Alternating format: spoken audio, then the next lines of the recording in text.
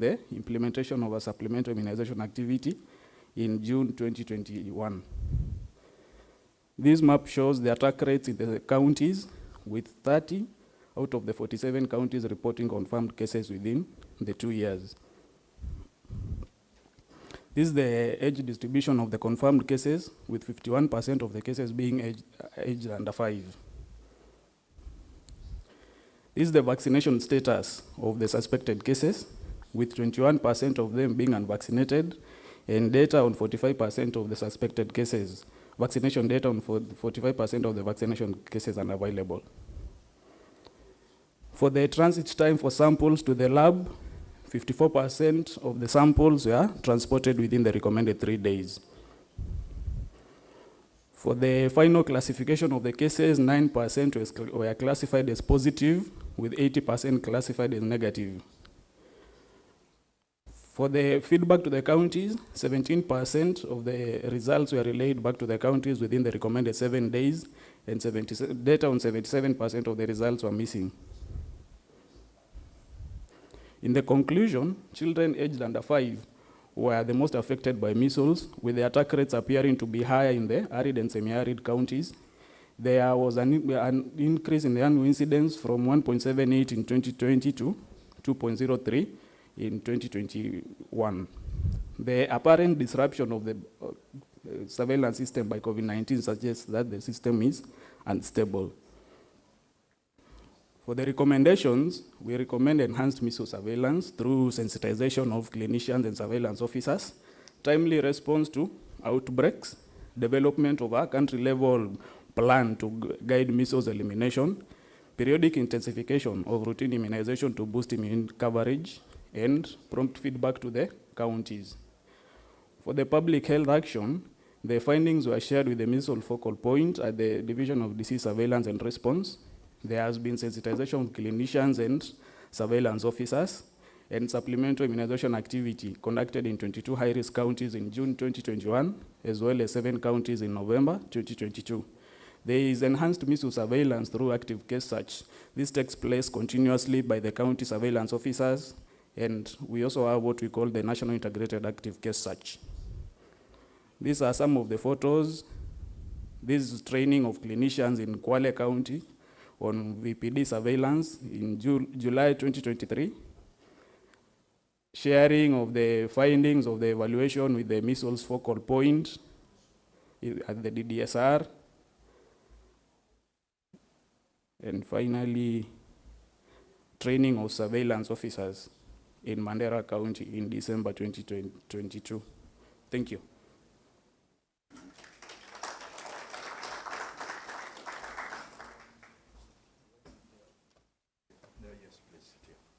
So thank you very much, Francis, for your presentation. I think you kept good time. Next, we are going with Bode Ireti Shubayo, who is going to give us a presentation on knowledge regarding measles vaccination amongst caregivers in Montserrado County in Liberia in 2022. So, Ireti, your time starts now. Presentation has not come up.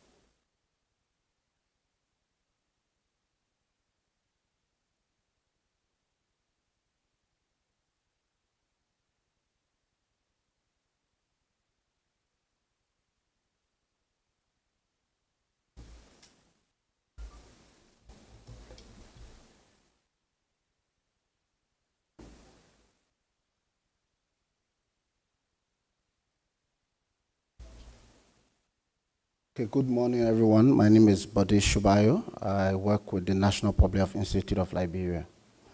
I will be presenting to you on a study on the knowledge regarding measles vaccination among caregivers in Montserrado County, Liberia in 2022.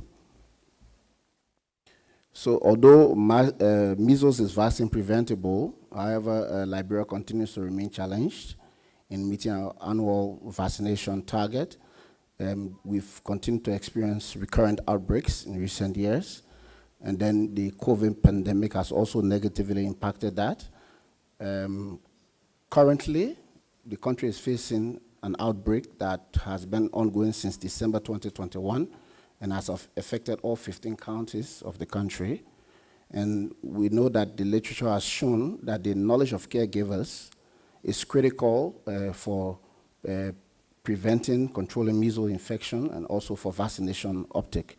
And so we thought to assess caregivers' knowledge regarding measles and vaccination to inform response efforts.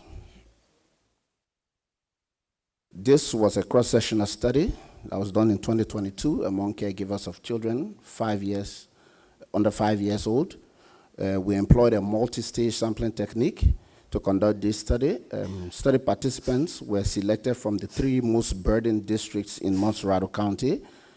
Caregivers' knowledge about measles and measles vaccines were explored using pre-tested questionnaires. We used a combination of 10 questions to assess this knowledge. A score of at least 10 out of the, at least 6, out of the 10 possible scores was categorized as good. And we used our version and EpiInfo to do our analysis. These are photographs from the field activity. The key results from this study showed that out of 522 total participants or caregivers, most of them were females, 92.5%. The median age of the caregivers was 30. Most of our caregivers were also mothers. Only 68 had attained tertiary education, and 23.8% of them were employed.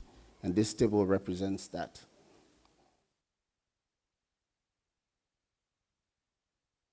Also important in this study, we found that up to 95.8% of our respondents were aware of measles disease. Also 92.9% had heard of measles vaccine. And then another very critical finding was that the sources of information on measles to the caregivers were friends first, healthcare workers, and then radio.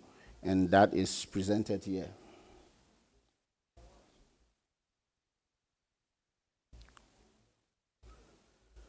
We also found that the most common symptom of measles disease that the respondents were aware of were rash, fever, and red eye. However, there was around 8.2% of our respondents that did not know any symptoms of measles. And this is presented in this figure.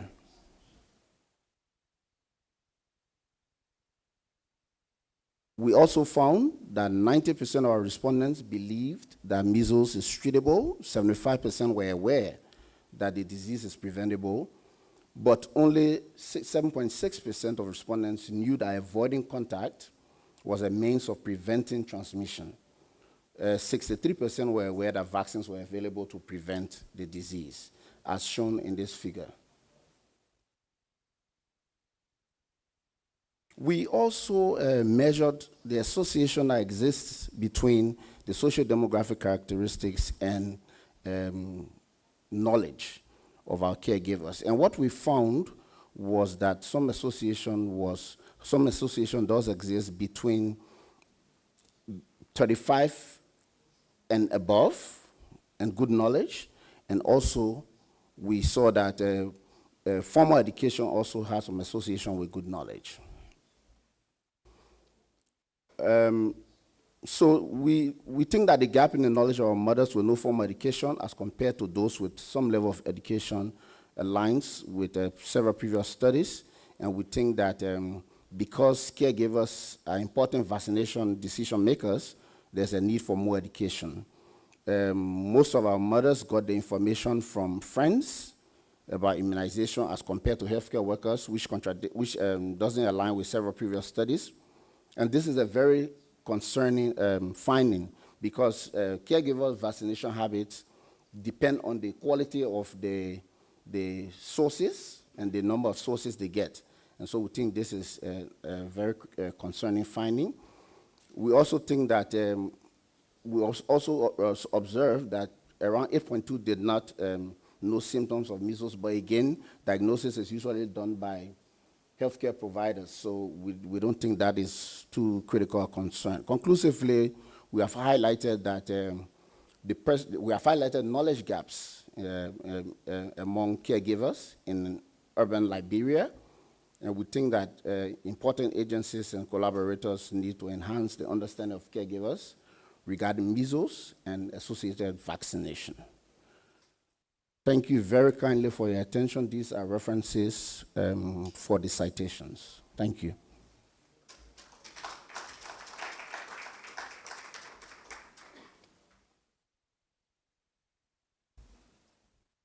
Thank you, Shobayo, for your presentation. Next, we're going to get a presentation from Malomane. Oh, she's in the room, okay.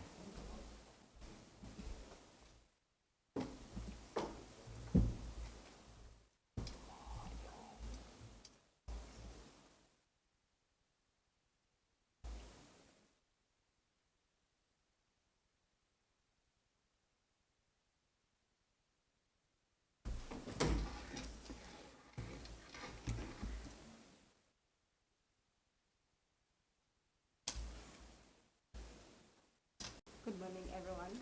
My name is Rishangile, and I will be presenting. Oh, the mic.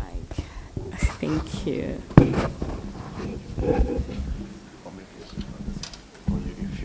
Yes, this is better. Thank you. Good morning, everyone. My name is Rishangile Malomane, and I'll be presenting on the epidemiology of confirmed measles cases and a review of surveillance and response activities from October to December 2022. The World Health Organization recommends a 95% measles coverage to ensure immunity. In South Africa, the national measles vaccine coverage was 82% in 2021 and 86% in 2022 for the second dose. In Limpopo province, measles vaccine coverage was estimated at 78% in 2021 and 84% in 2022. South Africa is currently experiencing a high number of measles cases. From October 2022, South Africa reported an increased number of measles cases. A measles outbreak was declared in Sekhukhune district in Limpopo province in October 2022. Subsequent clusters were reported across Limpopo province, including Mopane district, and we aim to describe measles cases and surveillance response activities. So we conducted a descriptive cross-sectional study in Mopane district. So that is the map of Limpopo province and Mopane district in South Africa.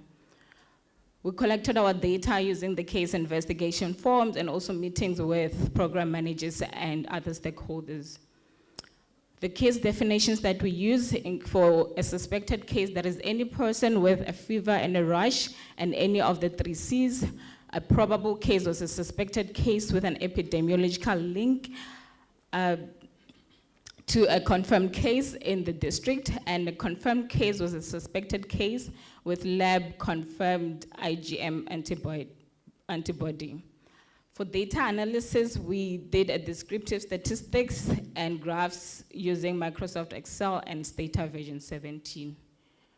For results, we had a total of 45 cases. The index case was detected on the 13th of October, which was a 5-year-old male who was admitted at a hospital in Mopane district. The outbreak peak occurred from the 31st to the 6th of November, and we did the vaccination campaign from the 21st of November to the 15th of December. The age group that was mostly affected was the age group of 5 to 9 years. And vaccination statuses of our confirmed cases, only 4 had received 2 measles doses. 34 had unknown measles statuses, and 7 were unvaccinated. From our surveillance and response activities, we had the best practices included an existing fever rise surveillance. There was availability of robust laboratory services. We had sharing of situational reports among stakeholders, community awareness and risk communication. The challenges included timeliness-based response, data quality issues. We had lack of dedicated disease surveillance focal person, and also there was a dual reporting system, which is the fever rise surveillance and also the notifiable medical conditions. In conclusion, measles outbreak in Mopane district persisted due to a combination of factors, and that is the low vaccination rates among vulnerable population, a lack of disease surveillance focal personnel at primary health facilities, and timeliness of case-based response activities. The actions taken that include going into the local communities to do campaigns. We also vaccinated children between the ages of 5 months to 59 months. This is more pictures on vaccination. We also did facility-based visitations where we've helped them with their data qualities and other things that they need assistance with. Our recommendations include strengthening routine vaccination efforts and healthcare systems to prevent future measles outbreaks, integration of the fever rise surveillance and the notifiable medical conditions, and lastly, collaboration between the Department of Health, communities, and the Department of Basic Education is needed in order to vaccinate school children routinely. Thank you.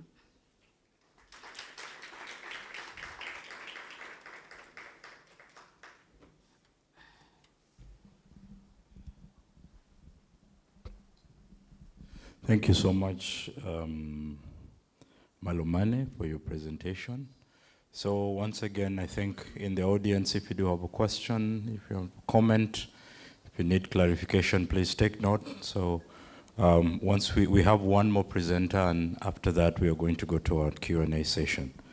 So next, I'd like to invite to the podium Tebelo Kolobe to come and give your presentation.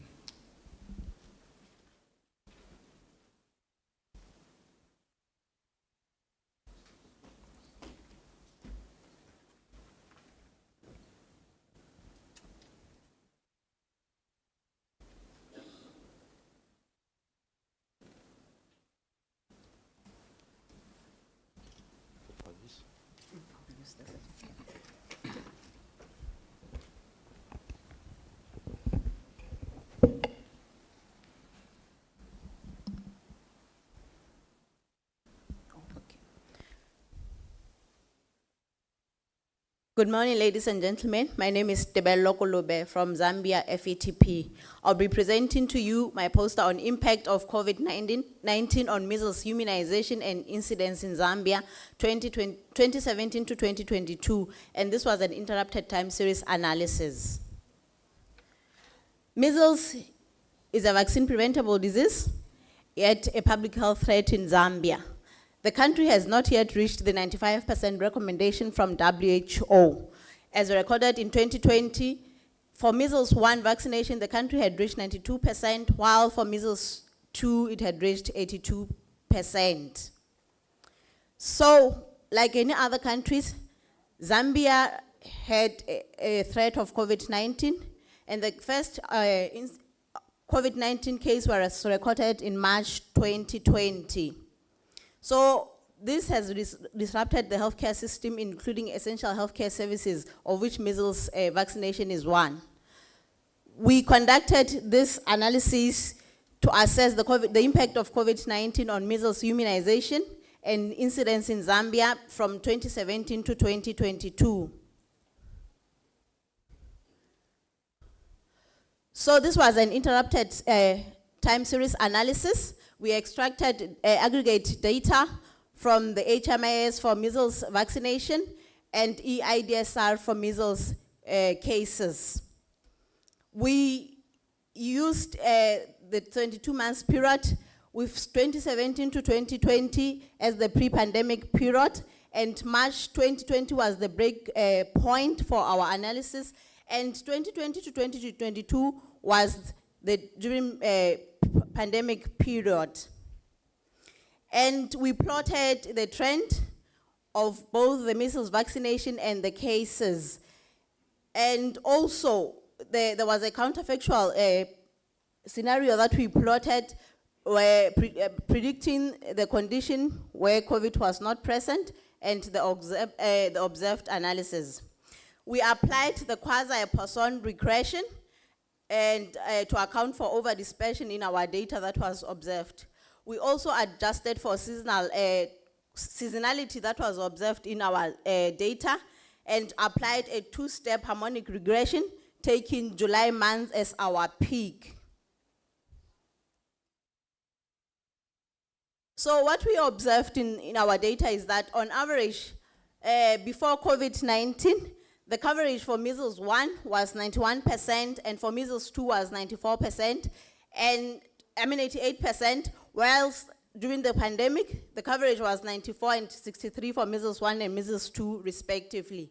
And as for the incidence, the annual average rate before COVID-19 was 1 case per a million population, whilst during the pandemic, the average rate was 14 cases per million population. So this is the trend of measles cases and measles vaccination in Zambia from 2017 to 2019, with March 2020 as the breakpoint, like I mentioned, and we observed the trend that I highlighted that we adjusted for. So when it comes to the counterfactual and observed scenarios, what we observed was that there wasn't much difference between the counterfactual scenario and the observed scenario in our data for measles 1 throughout the entire period of the study. But as for measles 2, the counterfactual, which is in dotted lines, indicate that if there was no COVID-19, we're expecting a constant trend in measles 2 vaccination, but the observed indicated a drop. And for the measles incidence, what we observed was that for the counterfactual, we would have observed that the consistent increase, whereas for the observed, there was a spike at the start of the pandemic that gradually decreased. So after adjusting for seasonality, this is how our data was. And you can see that for measles 1 vaccination, there was no difference after adjusting for seasonality. Whereas for measles 2, there was that decrease after the COVID-19 started. And likewise with measles cases, there was an increase, a spike in March 2020, and there was also a gradual decline throughout. So for the rate ratios, what we observed is that there was no significant decline or increase in measles 1 vaccination, whereas for measles 2, there was an immediate, that is the level change, decrease in vaccination at a p-value of 0.001, that is highly significant. And again, there was also a slope or a gradual decrease that was also observed, although this was not significant. And then for measles cases, what we observed was that during the pre-pandemic, the rate increased by 4.6%, and this was significant. And again, what we also observed during the pandemic, there was a gradual decrease that was also significant in the measles cases.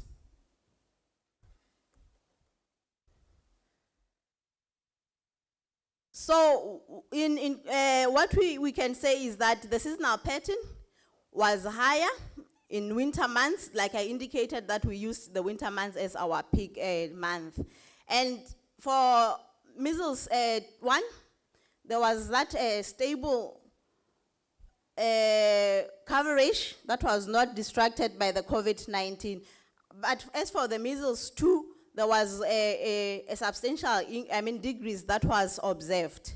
We must mention that there were limitations in our analysis, that the aggregate data that we used did not have the individual level data, and COVID-19 was the only factor that was assumed as a predictor variable. So in conclusion, I would mention that there was an impact in measles 2 that was observed during our analysis after the COVID-19, so as it was observed with the measles cases. Thank you.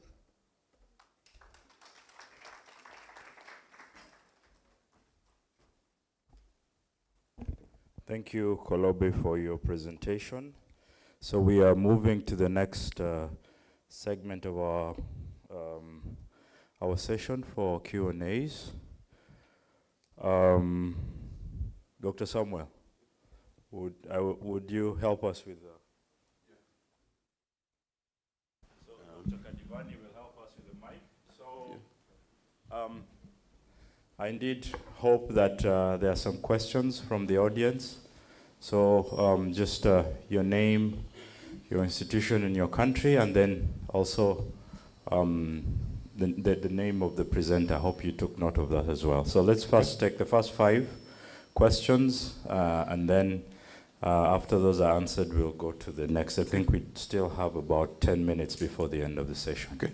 Now that you've given me the mic, my name is Dr. Kadivani from Ministry of Health, Kenya. I'll start with my question. So my question goes to Malomane. In your presentation, you mentioned the most affected age group was 5 to 9. In the vaccination, you stated you immunized from 0 to 59 months. Just clarify on that. Okay. Yeah. Thank you, Dr. Kadivani.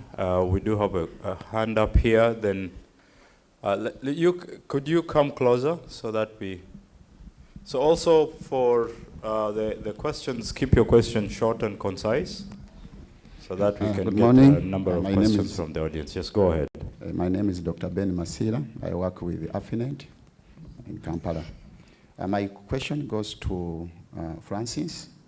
Francis, I found it a little bit difficult to understand whether you conducted a surveillance system evaluation or you conducted an outbreak investigation for measles. Normally, when you talk of surveillance system evaluation, you must assess attributes, some specific attributes, which in your presentation didn't come out clearly.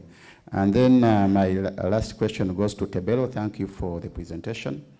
I will have just one question related to why do you think there were no significant changes in the measles 1 vaccination? Thank you. Thank you, Dr. Ben. There's a colleague. Oh, she's over this way. Maybe just raise your voice so we can hear you. Oh, you have the mic already. All right. Okay. Thank you, presenters. Your presenters. Hold on. Okay. Let's take the lady first. Okay. Thank you very much. My question is almost aligned to Dr. Ben, directed to Francis. Thank you very much for the presentations, all the presenters. My concern is about the role of laboratory in surveillance. Looking at the statistics that you gave, we had almost 45% of samples that were only transported within the right time, and then 77% that were missing. From your analysis, were there any recommendations towards this? Because this again looks at the future role of laboratory, and especially when you're analyzing the surveillance system. Thank you. All right, thank you for your questions. Let's take it from this gentleman. All right, thank you so much. My name is Harry Saint, epidemiologist from Nigeria. She have asked one question, which is the recommendation from the Kolabe, which she then mentioned. And also the Liberian person also mentioned about more awareness seen among friends. That's the informations, the awareness, knowledge of this was actually mostly from friends. But in the recommendation, I think, because I know caregiver there's always a core, a kind of a contact, close contact caregiver and health workers who are actually working in, for routine immunization in health facility. I don't know if there's any need where you can actually place on the recommendation, because it's easy thing to do, because sensitization of health care workers that work in the routine immunization, where the caregivers also come every day or routinely for assessing vaccination. So I don't know if you can put more, clarify more on that. So, and the next one is on the Francis. The recommendation, I think it's also good for us to look at the recommendation as an action point, where we can actually tag the responsible persons. The recommendation that this needs to be done, who is responsible? Is it the government or partner? If the funding is coming, Partner, are they supposed to give us money? Government, are they supposed to take ownership to ensure that these activities are implemented? Is it the surveillance officer working in the facility? Is it the person, are we looking at them to show that these things are done? So that when we have this presented to them or implementing them, we know exactly who and who is responsible. Thank you. All right, thank you. We'll take our colleague at the back. Yes, thank you. My name is Dr. Ubrod from South Sudan FETP. My question is to Francis from Kenya. We saw that there was a very high discard rate, about 80% cases that were negative. Is it actually, could it be known what the reason is or where the problem is? Is it with the surveillance teams that they are collecting samples from the wrong cases? Is it, with the sample handling? Is it in the laboratory at the level of testing? Thank you. Okay, thank you very much. Let's take those as the first round of questions, and then I think we are going to answer them in the sequence that we followed during our presentation. So I think, Francis, you have the most questions, right? So you maybe come forward, or you can use the mic. And then, Shobayo, you also take, then Malumani, and then last but not least, Kolobe. All right, Francis, over to you. Thank you. As regards to the question from Ben, whether it was a surveillance system evaluation or an outbreak investigation, it was a surveillance system evaluation. Unfortunately, I couldn't put all the attributes in the poster since we are limited to only 5 minutes, but I believe I did address the aspect of predictive value, the sensitivity of the surveillance system, the data quality with the missing data variables, and the timelines. So I couldn't put all there, but I have the report that has all the system attributes. For the role of lab, about the transit time and turnaround time for results. For the transit time, we cover this when you are doing surveillance training, sensitization for clinicians and surveillance officers, because collection and transport of the samples within 3 days is part to the lab is part of the surveillance officer's job. So for the feedback, for the turnaround time for results, that is feedback to the counties and sub-counties, one of my recommendations is that we have prompt feedback to the sub-counties. I know it says that 17% of the results were relayed back to the counties within the recommended 7 days. 77%, data on 77% were missing. So we say what is not written is not done. So we assume probably the 77%, even if they were communicated back to the counties, since the data are not available, we assume they were not done. But I recommended prompt feedback to the counties when it comes to results. For the recommendations and about who is responsible, again, because of the time limit, I cannot put the entire table about the recommendations, the timelines, and who is responsible, but that is also available in the comprehensive report. For the 80% negative suspected cases, where in surveillance, I think it is very good to have a very sensitive case definition so that you don't miss cases on the ground. So the reason for the high negative cases is because we have a sensitive case definitions. So all the samples, we try to get all the cases from the ground. So the samples go there and 80% unfortunately turn to be negative. Thank you. All right, thank you, Francis. Let's get comments from Shobayo. Yeah, thank you for the question. And I think it's an important point you raised about the role of healthcare workers and the interaction with caregivers.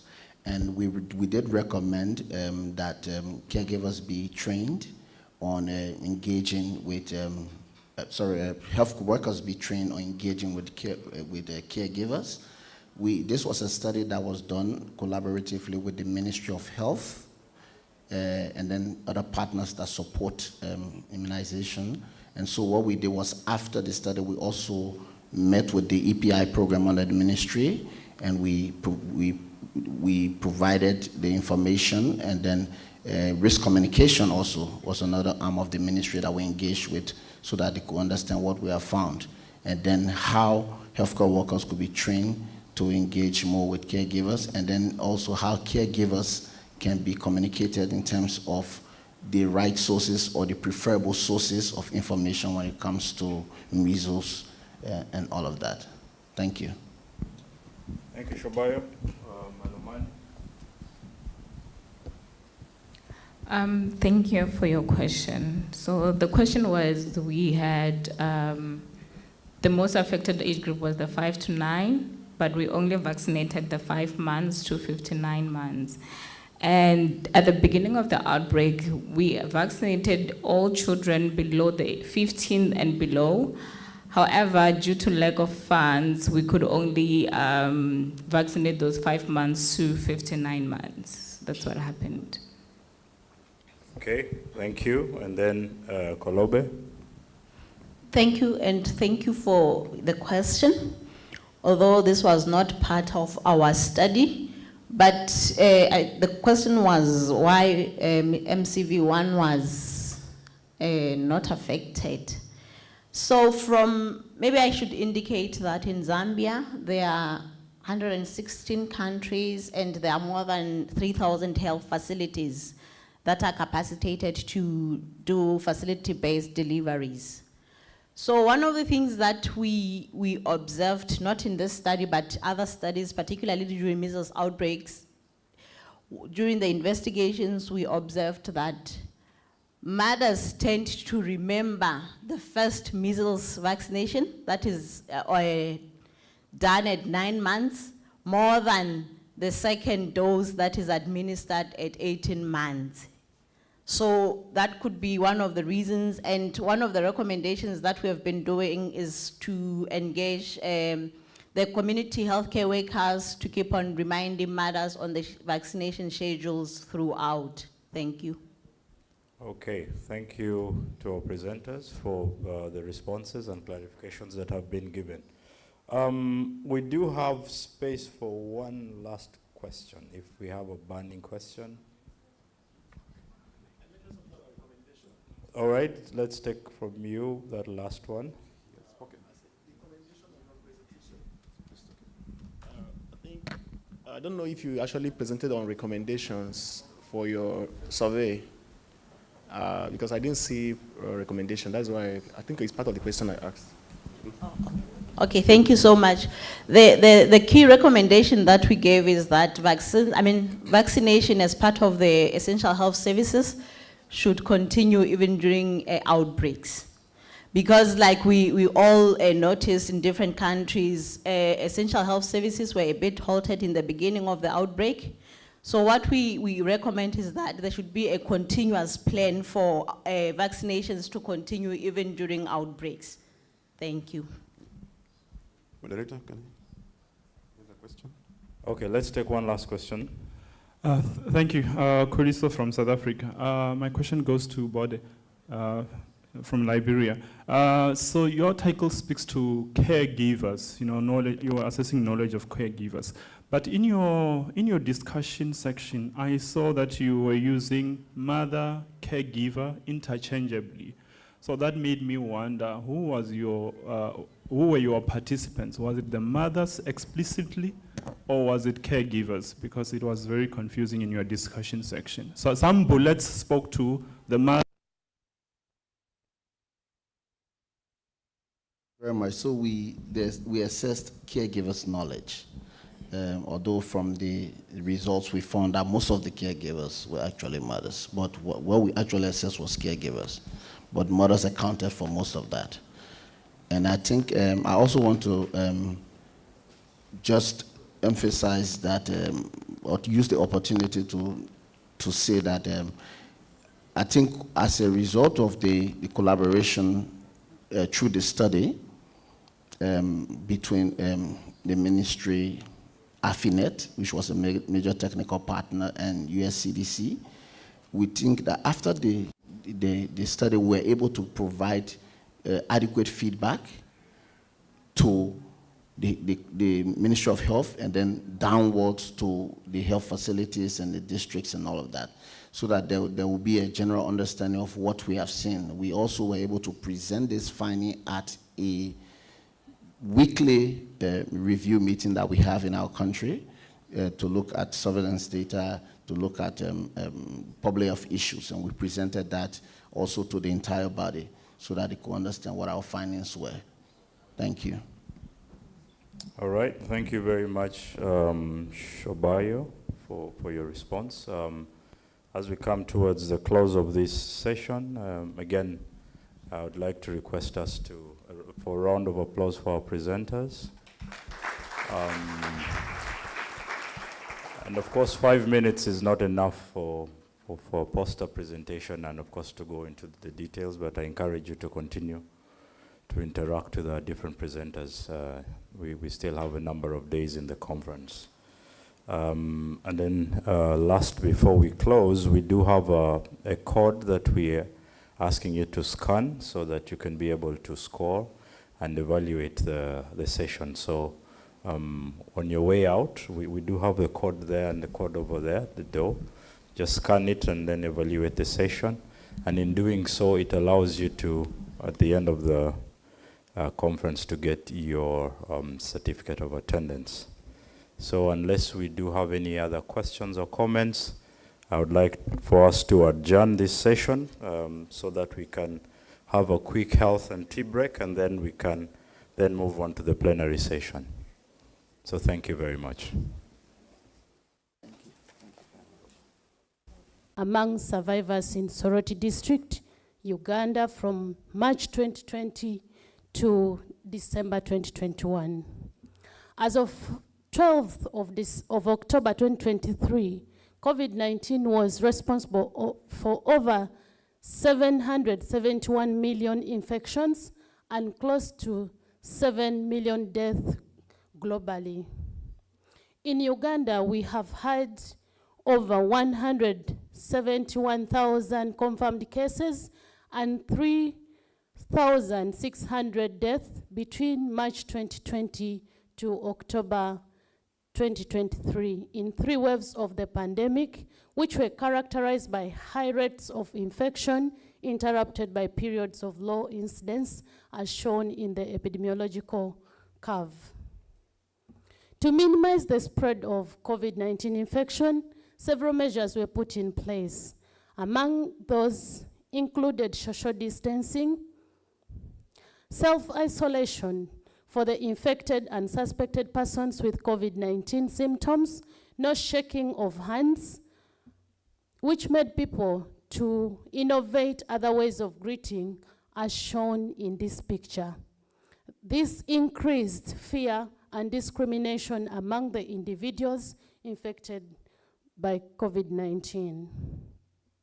COVID-19 pandemic led not only to physical, but also mental problems, including those associated or caused by stigmatization of patients and survivors.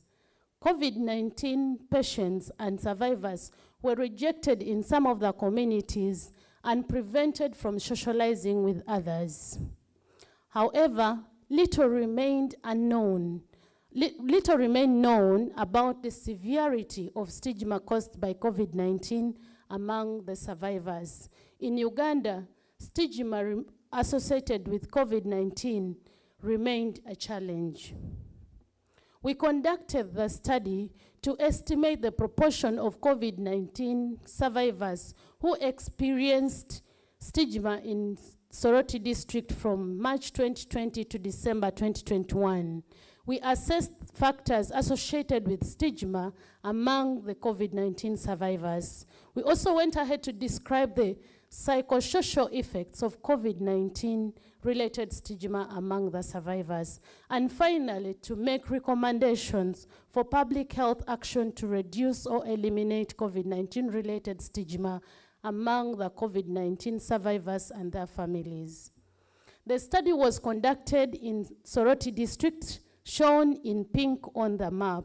Soroti District was chosen because at the time of the study, Soroti was registering high number of COVID-19 cases, while the rest of the country was registering low cases of COVID-19. We defined a case as anyone with confirmed COVID-19 infection by either rapid diagnostic test or PCR in Soroti district from March 2020 to December 2021.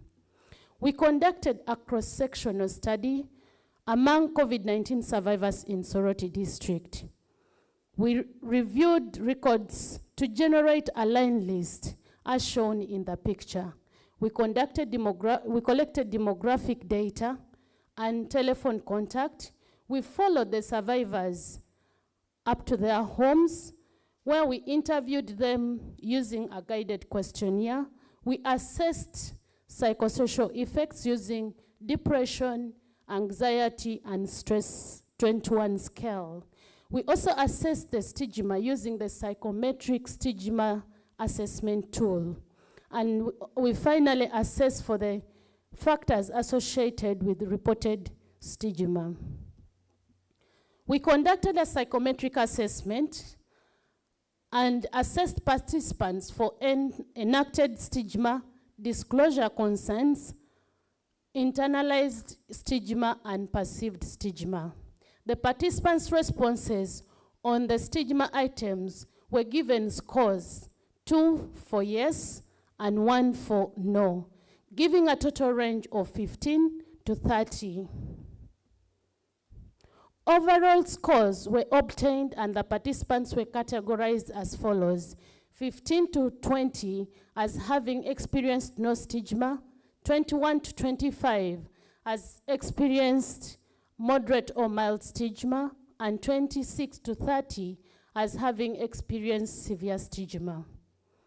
The Depression, Anxiety, and Stress Scale 21 is a set of 3 self-reported scales designed to measure emotional states of depression, anxiety, and stress. Each of the 3 DAS-21 scales contains 7 items, divided into subscales with similar content. The depression scale assessed for dysphoria, hopelessness, devaluation, self-depreciation, lack of interest or involvement, anhedonia, and inertia. The anxiety scale assessed for automatic arousal, skeletal effects, situational anxiety, and subjective experience of anxious effect. The stress scale was sensitive to levels of chronic non-specific arousal. It assessed difficulty relaxing, nervous arousal, and being easily upset or agitated, irritable or overreactive, and impatient. Scores for depression, anxiety, and stress were calculated by summing the scores for the relevant items and multiplied by 2, and the classification was done according to the standards. These were categorized as normal, mild, moderate, severe, and very severe. From the records review, 314 survivors were identified. Slightly more than a half of the participants were females. From the psychometric assessment, 37% of the participants reported to have experienced severe stigma, as shown on the far right of the bar graph. 24% of COVID-19 survivors experienced moderate self-reported depression, while only 88% of COVID-19 survivors experienced very severe self-reported depression, as shown on the left graph. 21% of COVID-19 survivors experienced very severe self-reported anxiety, as shown on the left graph. 4% of the COVID-19 survivors experienced very severe stress. We found out that having cough was associated with COVID-19 related stigma. We also found out that being under home-based care was associated with COVID-19 related stigma. In conclusion, COVID-19 survivors and patients in Soroti district experienced stigma, depression, anxiety, psychosocial effects during COVID-19 illness. having cough and being under home-based care were associated with COVID-19 related stigma.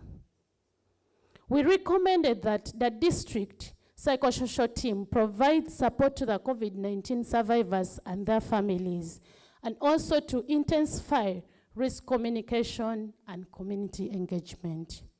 Following our results, the district empowered the psychosocial team to provide support to the COVID-19 survivors and their families. The district also intensified community sensitization through the district risk communication team. I acknowledge the following. Thank you for listening.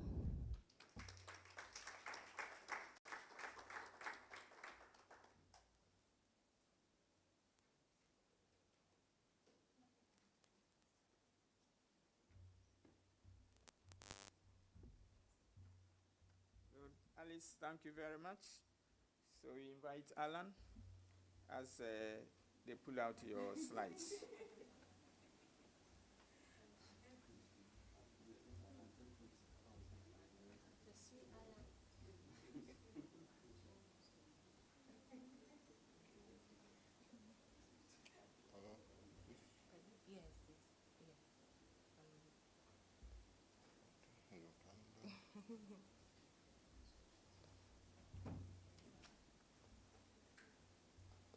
Good afternoon. I am Jen Francis Arango. I'm a fellow with the Uganda Field Epidemiology Training Program, and I'll be presenting to you findings from my study titled Post-COVID-19 Condition Among Individuals Hospitalized with COVID-19 During Wave 1 and Wave 2 of the pandemic in Uganda from 2020 to 2021 on behalf of Alan Komakech. As of 12th of October 2023, COVID-19 was responsible for over 771 million infections and close to 7 million deaths globally. Uganda, that is circled in red on the map, is located in the eastern part of Africa and is where we conducted the study. In Uganda, we had over 171,000 confirmed cases and 3,600 deaths between March of 2020 to October of 2023 in 3 waves of the pandemic, as shown on the epidemic curve.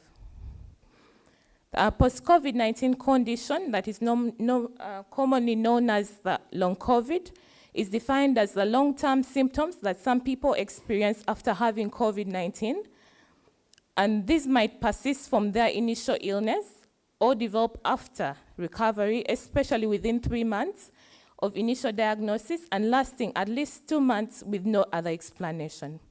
PCC, as we shall refer to it in this presentation, is estimated to happen among 10 to 20% of all diagnosed COVID-19 cases. So after suffering from COVID-19, some persons recover fully, while others experience the post-COVID-19 condition. It is unclear as to why and how this happens, but it is thought to occur via a number of mechanisms, including viral persistence, systemic and tissue-specific inflammation, autoimmunity, and microvascular dysfunction. The post-COVID-19 condition can affect multiple organs and cause tissue damage, causing symptoms like fatigue, shortness of breath, and cognitive dysfunction.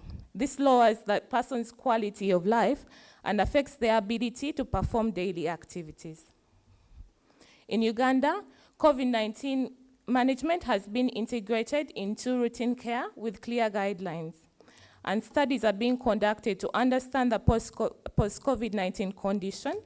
However, there is no standardized care of survivors following discharge, with suspected PCC cases as being supportively managed according to their presenting symptoms at any medical facility attended or any specialized clinic that they are referred to. Therefore, we investigated to describe PCC among persons who are hospitalized with COVID-19 during waves 1 and 2 in Uganda and determine risk factors for PCC, all in an effort to further understand who is most likely to develop the condition and their possible presentations in order to inform post-discharge care.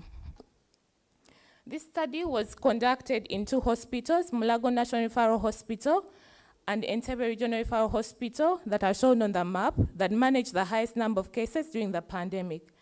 During the pandemic, it's important to note that during the pandemic, everyone that had COVID-19 in wave 1 was hospitalized, and only high-risk people or those who became severely ill were hospitalized during wave 2. So for this study, post-COVID-19 condition was defined as persistent, returning, or new COVID-19 symptoms occurring within 3 months after onset for mild, moderate, and severe disease, or date of diagnosis for asymptomatic disease, and lasting beyond 4 weeks for people who had had non-severe COVID-19 disease, and beyond 8 weeks for people who had had severe COVID-19 disease, without an alternative diagnosis in a person with confirmed SARS-CoV-2 infection during wave 1, that ran from October to December 2020, and wave 2 that ran from May to July 2021 in Uganda. We conducted a retrospective study among only hospitalized patients in the 2 hospitals due to the difficulty of contacting and collecting quality data for COVID-19 patients who were not hospitalized. We calculated a sample to identify a 3-fold difference in the risk of PCC for persons who had previous comorbidities versus those who did not have, with an 80% power of the study and making a 15% adjustment for non-response. A total of 449 participants per wave were identified. We did proportionate sampling within the hospitals, giving 329 from Entebbe and 120 from Lago for wave 1, and 275 from Entebbe and 172 from wave 2. To recruit participants, we obtained a list of hospitalized patients at the 2 hospitals during the 2 waves and randomly selected our participants without replacement. From the hospital records, we abstracted data on their demographic and clinical characteristics, as well as telephone contacts to contact the participants for more information on their illness and the evolution of their illness post-hospitalization, where they verbally consented. Individuals who were considered to have PCC were asked about their health-seeking behaviors following the symptom onset. Of the total 898 targeted, 100 were excluded from the final analysis that included 391 from wave 1 and 407 from wave 2. Of the 798 participants contacted, 18% experienced PCC after the 2 waves. Looking into specific waves, 16% and 20% of participants from waves 1 and 2 experienced PCC respectively, and these were not statistically different. During both waves, the highest proportion of PCC cases were aged 20 to 49 years, and most were males. Few participants smoked in either waves. Comorbidities were more common among participants from wave 1 compared to wave 2. Most cases in wave 1 had mild COVID-19 symptoms, while most cases in wave 2 had moderate symptoms. Chest pain, cough, and fatigue were the top 3 most common symptoms in both waves. However, less common symptoms differed, with loss of smell, myalgia, and sore throat being reported in wave 1, but not in wave 2. Only 36 individuals who experienced PCC sought care from a health worker for their symptoms. Of these, 11 experienced PCC in wave 1 and 25 in wave 2. Among the 108 individuals who didn't seek care, the most common reasons were thinking symptoms would resolve, not having money, and not knowing where to go, not having money, and restrictions in movement during COVID-19 lockdowns. During wave 1, persons with comorbidities were 1.9 times as likely to experience PCC as persons without. Persons with a history of severe disease were 2 times as likely to experience PCC as asymptomatic COVID-19 cases. During wave 2, having any comorbidities increased the risk of PCC. Severity of disease was not associated with PCC occurrence, even though it was associated in wave 1.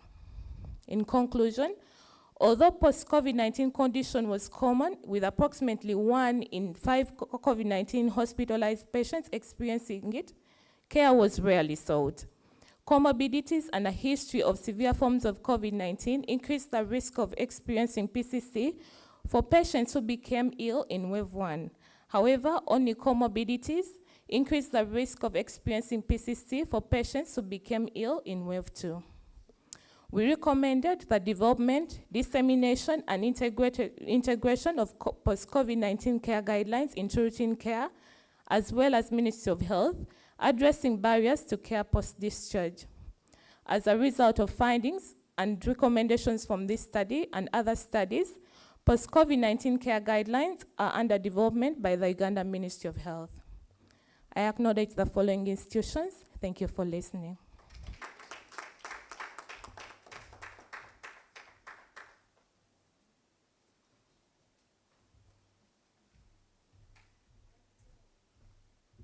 Thank you very much, Janet, for representing Alan. So I now call on the third speaker, Abby.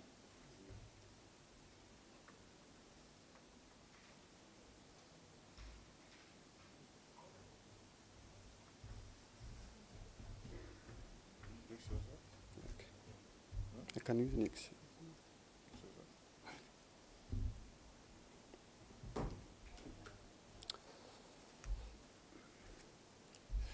Okay, good afternoon, everyone.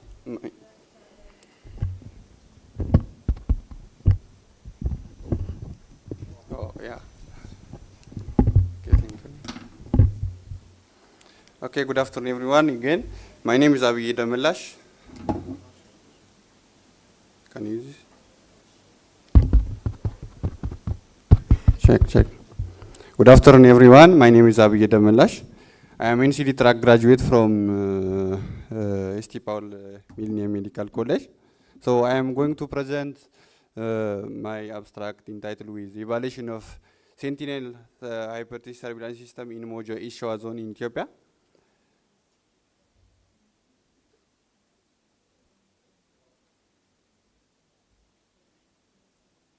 Okay,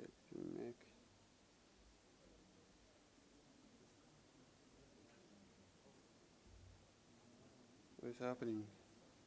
Come on. This one, okay.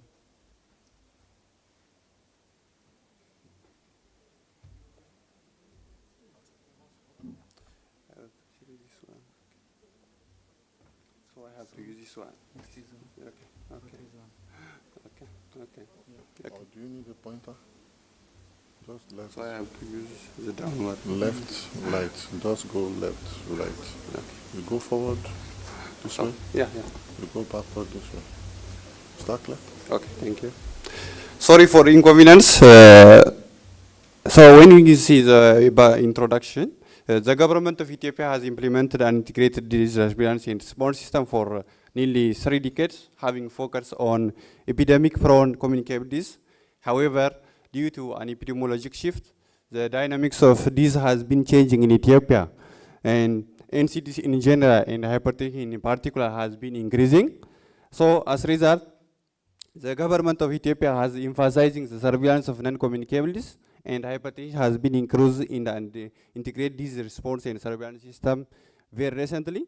And meanwhile, Ethiopia has been piloting the hypertension sentinel surveillance system in a few sentinel sites since 2019.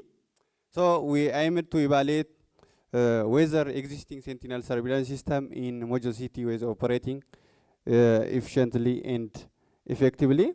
When you see the evaluation design, we followed a CDC framework of evaluating incident-related surveillance system, partially adopted with Ethiopia's public health service evaluation, to conduct concurrently embedded mixed design study, quantitative, qualitative, at 2 sentinel hypertension sites and 2 administrative institutions.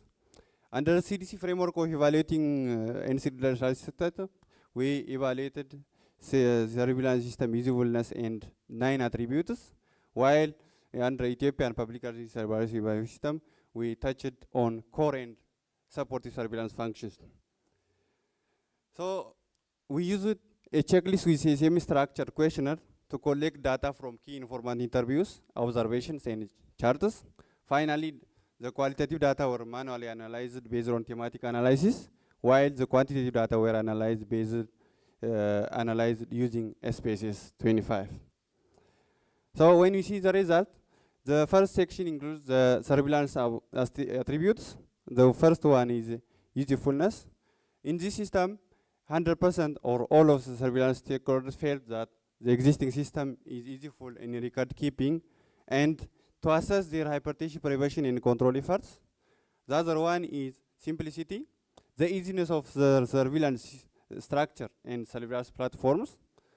In this regard, 100% of surveillance stakeholders were convenient in defining a hypertension case, and all also explained the easiness of surveillance platforms, surveillance formats, structure, and reporting channel.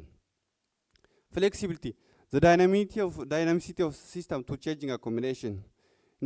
And in this, nearly 3/4 of surveillance stakeholders were convenient convenient that the existing surveillance system can accommodate changes in technology, changes in case definition, changes in funding source. The other one, timeliness, the speed between two steps in surveillance system.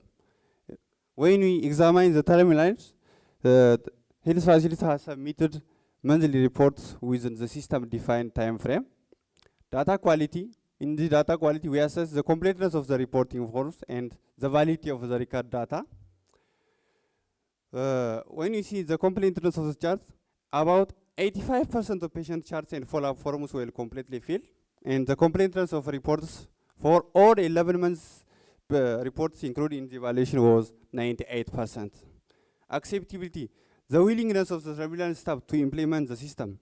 In this regard, all surveillance stakeholders were enthusiastic in operating system are justified by their report timeliness, completeness, and using case definition appropriately. The stability, the system operation, that is provision of data without failure. Half of surveillance stakeholders were stressed the system could fail because of shortage of trained staff, program dependency on the partner, particularly resort to save lives, who has been working globally to save the lives of 100 million people through cost-effective and proven interventions. And the third one, absence of regular supportive supervision and feedback. The other one is representativeness. Representativeness describes about the occurrence of health-relevant information in the population. We assessed representativeness in two aspects. The first one is the suspicious reach out. So in this, the numerator is the number of people whom the blood pressure is screening conducted, while the denominator is the total eligible surveillance population. So in this regard, the representativeness is 22%.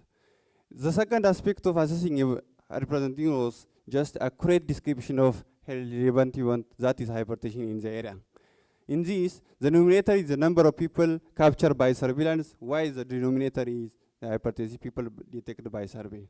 So in this regard, the representativeness was 94.5%.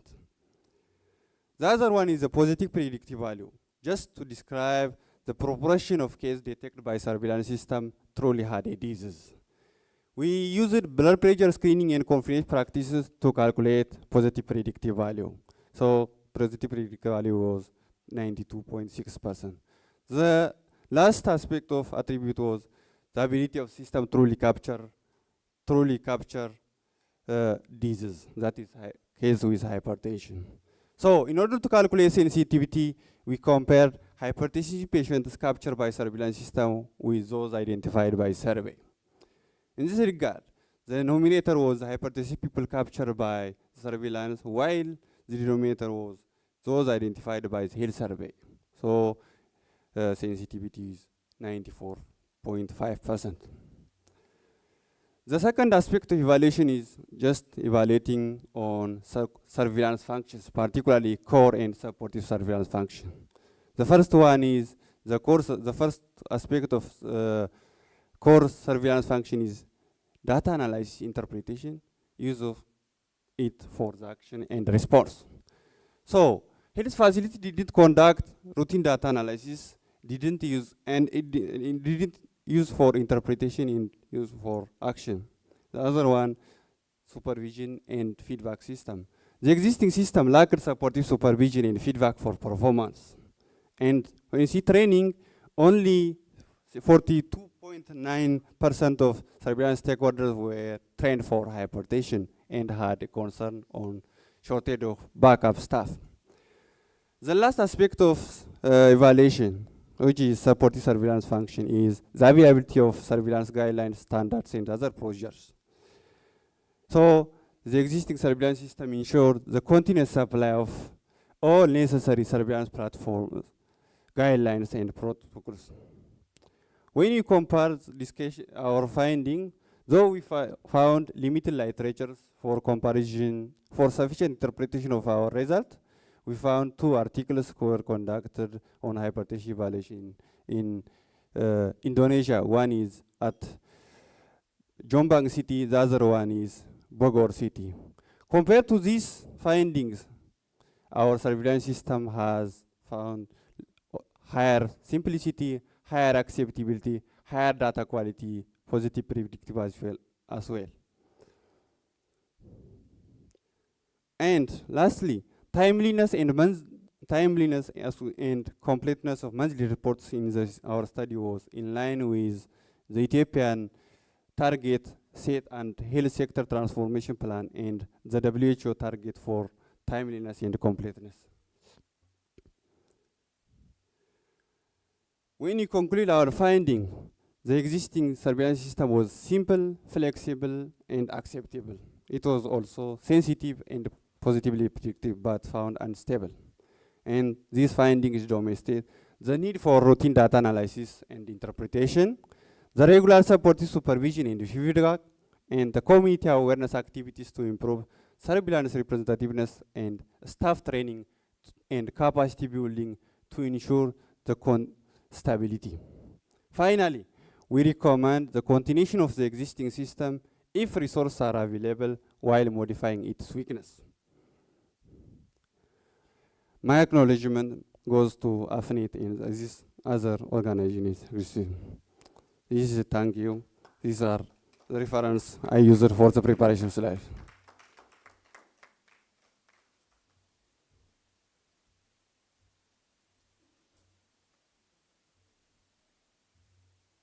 Thank you very much, Abby.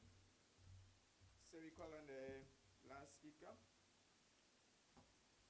Yes.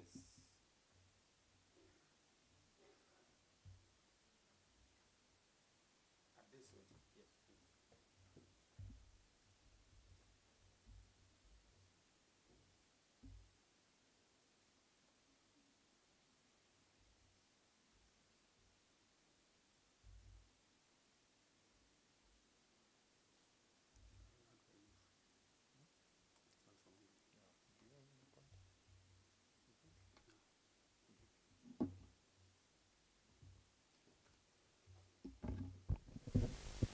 Good afternoon, ladies and gentlemen. My name is Adisojala today Udukoya, a Nigerian fellowship graduate. I'm glad to be here and thank you for coming. I'll be presenting our findings on magnitude trends and seasonal variation of road traffic accidents in Ogun State, Nigeria, a 3-year review. Globally, road traffic accidents are ranked as one of the 8 leading causes of death, and it's projected by 2030 that they will be one of the top causes of injuries, mobility, and mortality. And it's admitted that road traffic accidents cause 17 injuries per year annually in 100,000 population, and they are responsible for up to 50 million injuries annually. And out of those 50 million injuries, it accounted for 1.4 million deaths annually. In Europe, a developed country, it is reported that injury mortality rate is 11 per 100,000 population. In Africa, Africa has the highest injury mortality rate of 28.3 per 100,000 population. And statistically in Nigeria, road traffic accident injury is 41 per 1,000 population, which accounts for 1.6 deaths per 1,000 population. Because of this menace of road traffic injuries in Nigeria, the federal government of Nigeria instituted the Federal Road Safety Commission Corps in 1988 to reduce road traffic accidents, and Ogun State government in 2005 instituted the Traffic Compliance and Enforcement Corps and the paramilitary outfit to help reduce road traffic accidents. We try to assess the magnitude of RTAs in Ogun State to determine the trends of RTA in Ogun State and to identify the common causes and offenses associated with RTAs in Ogun State. And we predicted the variations in patterns of RTA occurrence over time in Ogun State. Methods. Our study area is Ogun State. This is a map of Nigerian showing Ogun State. Ogun State has 20 local government areas, and it has 3 major road networks in the state: Lagos-Ibadan Expressway, Lagos-Abeokuta Expressway, and Shagam-Bini Expressway. Our study design: we review RTA data from January 2017 to December 2019, obtained from the Traffic Compliance and Enforcement Corps Trace database. Variable abstracted was gender, location of the RTA, the time of the year it happens, the injuries, the death, and the offenses associated with the road traffic accident. Data analysis. The data was reviewed and cleaned. Proportion and frequency were generated by univariate analysis. Incident of RTAs by local government areas was calculated, and maps was generated for road network and RTA cases by LGA. We used additive decomposition model for predicting variation of patterns of RTA occurrence over time. We discovered that 4,611 RTA cases occurred between 2017 and 2019, and 9.8% represent the on-auth or not applied cases of the RTAs. The injury represents 76.6%, and the death represents 36.0%. The case fatality rate for RTAs in Ogun State from 2017 to 2019 was 13.6%, and we discovered that most of the LGAs, that urban LGAs, have the highest case fatality of RTAs, as we can see the trend in the bar graph. The trends, we discovered that the trends were not, each year had different trends. They were not significant, because in 2017, it dipped in June and it peaked in November. In 2018, it dipped in July and peaked in December. And in 2019, it dipped in March and peaked in September. So there was no specific trend in each year. The gender distribution of death and injury associated with RTA in Ogun State shows that more males died from road traffic accidents and more males were injured. In the death rate, it was two times more in male than females, and 4 times more injury appear in male than female. The offenses associated with RTAs in Ogun State, we discovered that speeding in the first year of 2017 had the highest, while in 2018, use of mobile phone while driving had the highest cases, while in 2019, speeding was highest. We did a chi-square for linear trade of offenses associated with RTA in Ogun State, and we discovered that speeding was only significant with a p-value of less than 0.05, and is 24 times more likely to cause road traffic accident. This is the incident of road traffic accident per 100,000 population in Ogun State. We discovered that in 2017, most of the urban LGAs have high incident rate of road traffic accident. The same happened in 2018 and in 2019.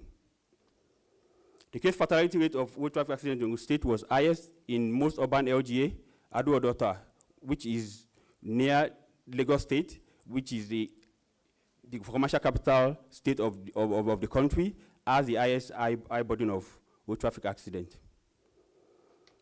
The trends of analysis of RTA in Ogun State with predicted projection of seasonal variation till 2030 revealed that the variation rate of RTA every quarter increased by 4.96 percentage point every year till 2020. That means there's an increase in road traffic accident if nothing is done about road traffic accident in Ogun State. As a way of discussion, we discovered that from previous studies, an upsurge in human and vehicular movement contributes to increase in road traffic accident, which we found similar to what we did in Ogun State. And we discovered that urban LGA had highest case fatality rate of road traffic accidents in Ogun State, which similar studies that were done in Abuja and in Anambra State was same thing. And we discovered that offenses associated with road traffic accidents are attributed to human factors as the leading cause of road traffic accident. World Health Organization in 2015 reported that leading cause of RTAs are both predictable and preventable, that changing users' behavior is a critical point of holistic safe systems approach. In conclusion, RTA in Ogun State are largely due to preventive human behaviors, such as speeding, non-using of seat belt, and disobeying traffic rules. And the pattern of RTAs are likely to continue for decades unless efforts are directed towards enhancing drivers' adoption of preventive behaviors. We now concluded that road safety should be prioritized as a public health emergency.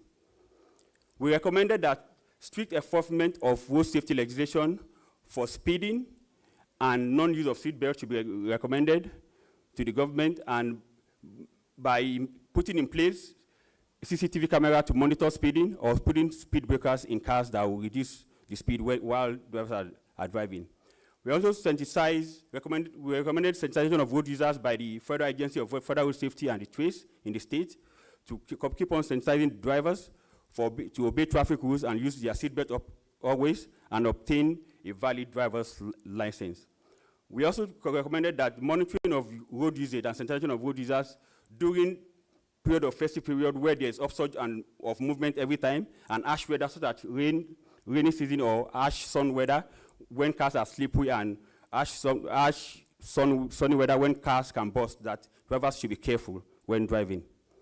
Our public health action was we sensitized the Trace, the Ogun State Enforcement Corps, and the Federal Safety on strict enforcement of rules for safety of road users, and continuous education of drivers on safety tips and compliance to traffic rules.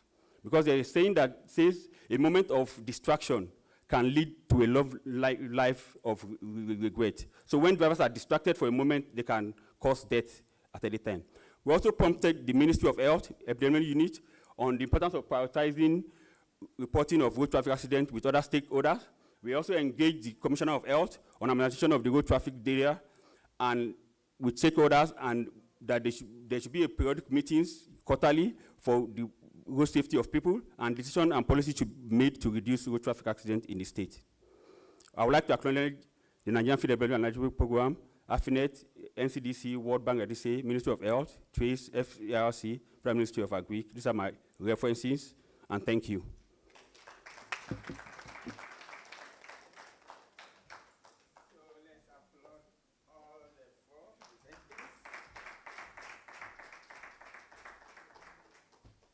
So, questions are invited. You indicate specifically to whom your question is directed. Remember,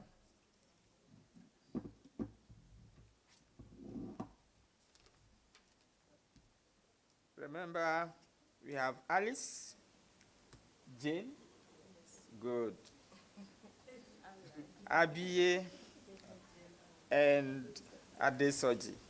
Two Nigerians, one Nigerian, two from Uganda. So don't miss them up. Okay.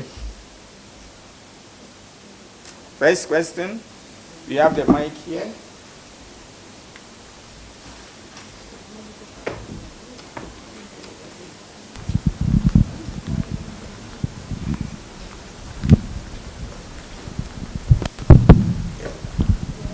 Thank you very much, presenters, for your wonderful presentation.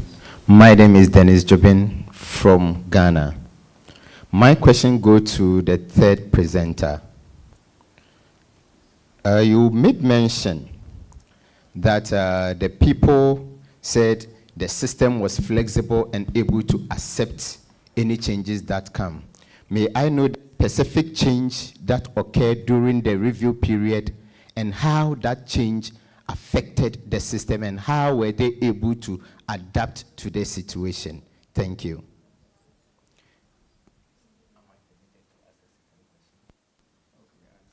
My second question also goes to the fourth presenter.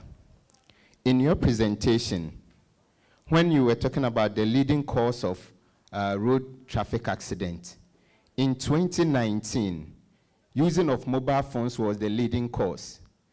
But at the tail end, when you are talking about the courses and the actions that you want to take, you didn't mention anything about that. You were silent on it. So what are you going to do to ensure that using of mobile phones is being abolished? Thank you.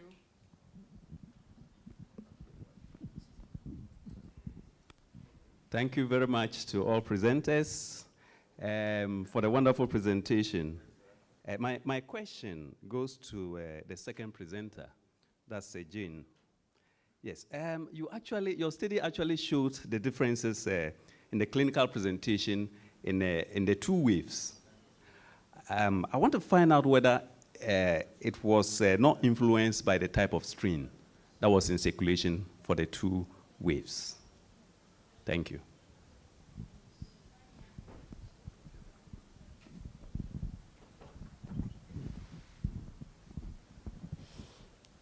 Good afternoon, everyone.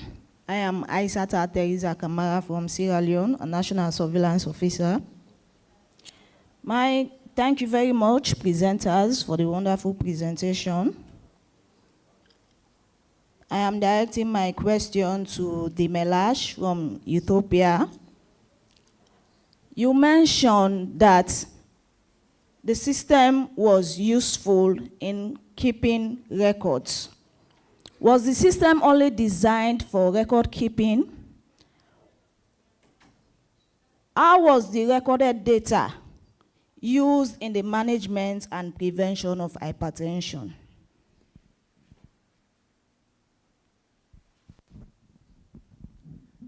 The last question for this round.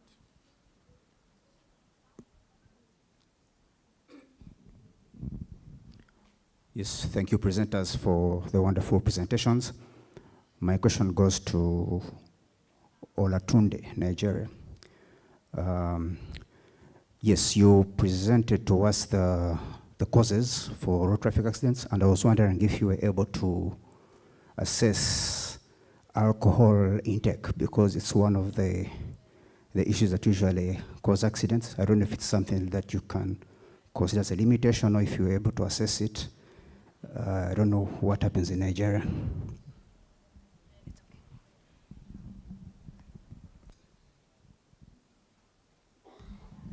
Thank you. Thank you very much to our presenters for your presentations. My name is Julie Harris. I'm the resident advisor in Uganda. My question goes to the presenter from Ethiopia. It's unusual to see a sentinel surveillance system for hypertension. Typically, we think about sentinel surveillance systems as an alert for something that's acute, rather than a way to track chronic diseases, which take a long time to increase. So I was wondering, what was the purpose of a sentinel surveillance system for hypertension, and why you didn't choose to simply analyze clinical data from outpatients? Thank you.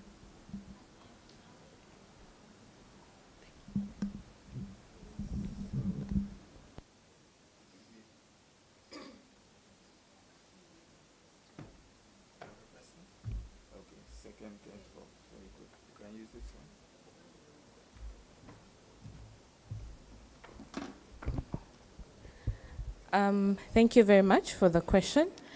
The question was inquiring whether we showed differences in signs and symptoms.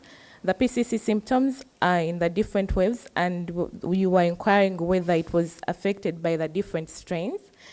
And I believe there is a possibility it could be affected by the different strains, because PCC is still a condition that is being studied and still understood.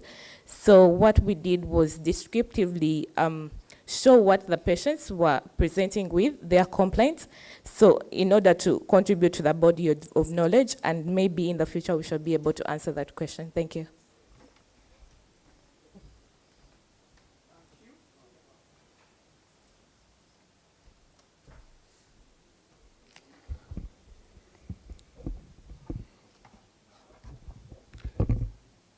Thank you again. I do have 3 questions. So the first question is the question raised by colleague from the Ghana. regarding flexibility. So I think the question is how it was assessed. So when you see the flexibility, as I have indicated in the PowerPoint, flexibility just the dynamicity regarding to the changing accommodation. Of course, the changing accommodation like variations in case definition, variations in reporting platform, variations in funding source, it includes such like in etc. In this regard, we already included in the evaluation eliminations evaluation. In this evaluation period, of course, such changing conditions or accommodations that I listed already didn't happen, but the surveillance stakeholders, which I have indicated as a key informant in our study, were already confident of this changing accommodation if have to happen in the future. So in this regard, that's why I assessed it. The second was regarding the system usefulness, which is a question raised by the colleague from the Sierra Leone. Of course, surveillance system attribute usefulness does not only intended to evaluate the usefulness regarding the record keeping, but in our question or in our tool, the emphasis was the first, the record keeping, because we know that in low and middle income countries, particularly countries with a resource limited setup, chart keeping is very critical, and so it's very complete reports, complete data sets is common.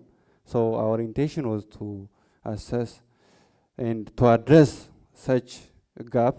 And the other aspect in this assessment, it is not only chart keeping we assess here, but also they think that the current surveillance system was useful to assess their effort in hypertension prevention, treatment, and control as well. The third question was the sentinel surveillance system. It is rare and strange to see such system. I think it's a question raised by the Uganda. As I have indicated in the background, in Ethiopia, non-communicable, this has been changing, as I have told, due to factors like urbanization, exposure to social determinants of health, and aging population as a result of improved life expectancy. So Ethiopia considered such situations and emphasized surveillance of NCDs, including hypertension and diabetes as well. But to be input for this surveillance system, already Ethiopia has been piloting sentinel hypertension surveillance system in a few sites because sentinel surveillance system, as it has definite population with definite group of people and definite reporting source, you are able to generate a quality data that is going to be comprehensive for the next step. So Ethiopia has been piloting sentinel surveillance system, and 3 years later, using the lessons learned from the sentinel surveillance system, integrated hypertension into the comprehensive national integrated disease and response surveillance system. Thank you.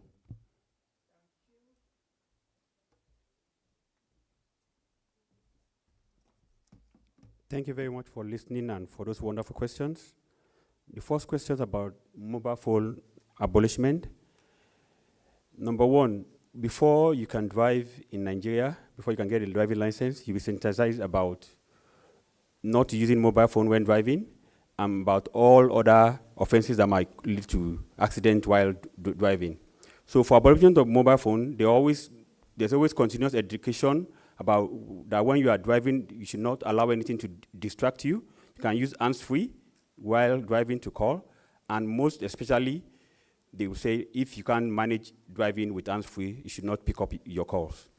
Concerning the alcohol intake as one of the causes of accident, due to the nature of road traffic accident worldwide, if any accident happens, what the emergency people are always after is the life of the individual. So they don't check for whether the person has taken alcohol or not. At that time, so alcohol was not captured as one of the causes of road traffic accident. Thank you very much.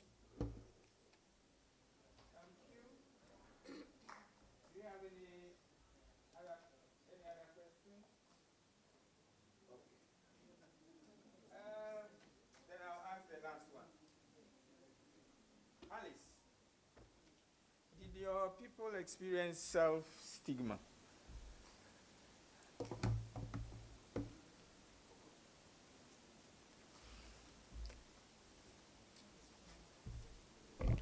Thank you very much for that question.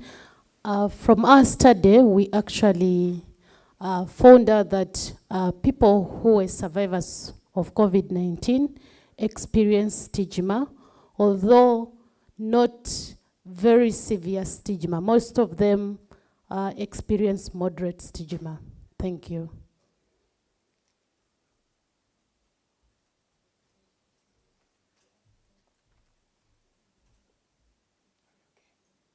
Okay. So I want to thank all of you. And this brings the section to a close. The house, any announcements? Is the office? Okay. I think it's lunchtime. Okay. So you end your lunch. Thank you all very much.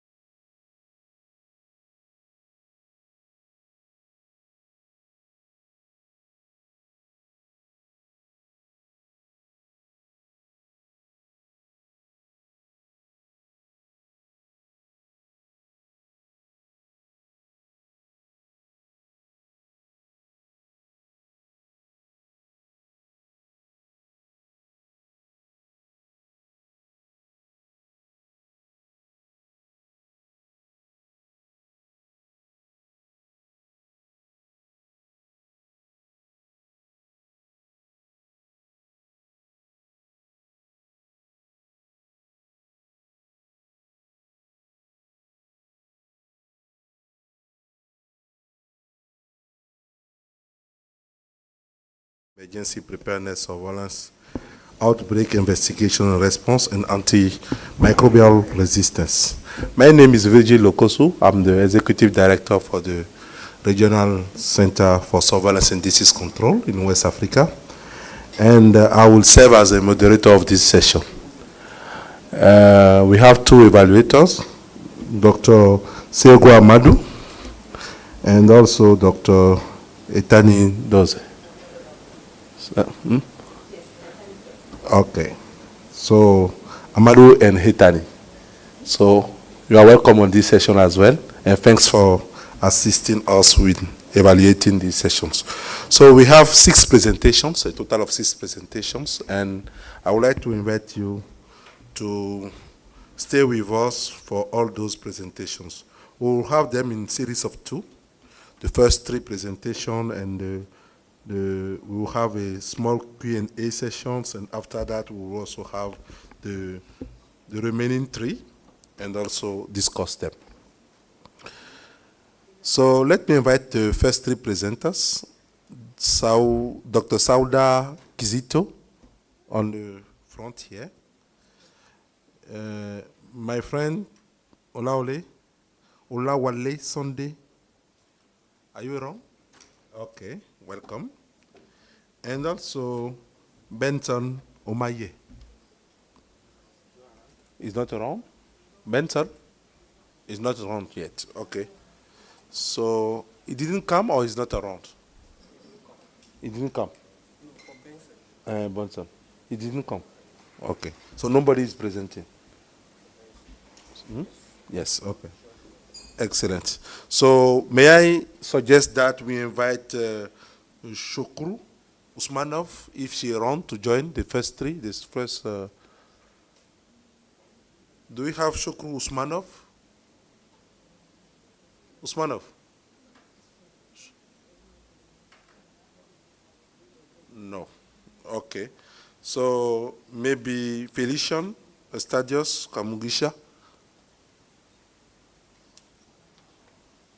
No, it's not around as well. And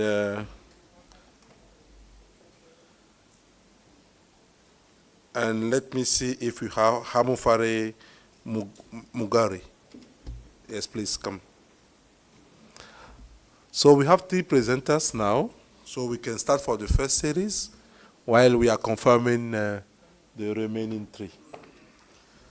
So please let's clap for the 3 presenters first. And let me also invite the first one, Dr. Kizito. Dr. Kizito wants to talk to us about increasing trends of antibiotic resistance in Uganda, an analysis of national antimicrobial resistance. So you are welcome, Dr. Kizito. Thank you. Yeah.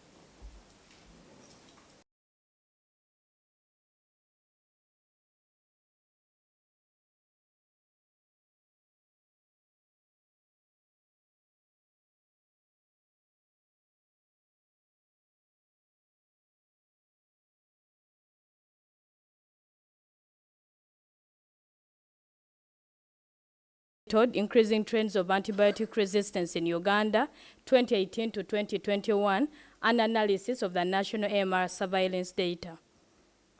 And microbial resistance, or AMR, is the state when germs like bacteria, viruses, develop the ability to defeat drugs that are designed to kill them. It is a global health crisis and is associated with 10 million deaths globally each year. It is estimated to cost the world $100 trillion by the year 2050. Of particular concern is the higher burden of antimicrobial resistance in sub-Saharan Africa compared to the rest of the world.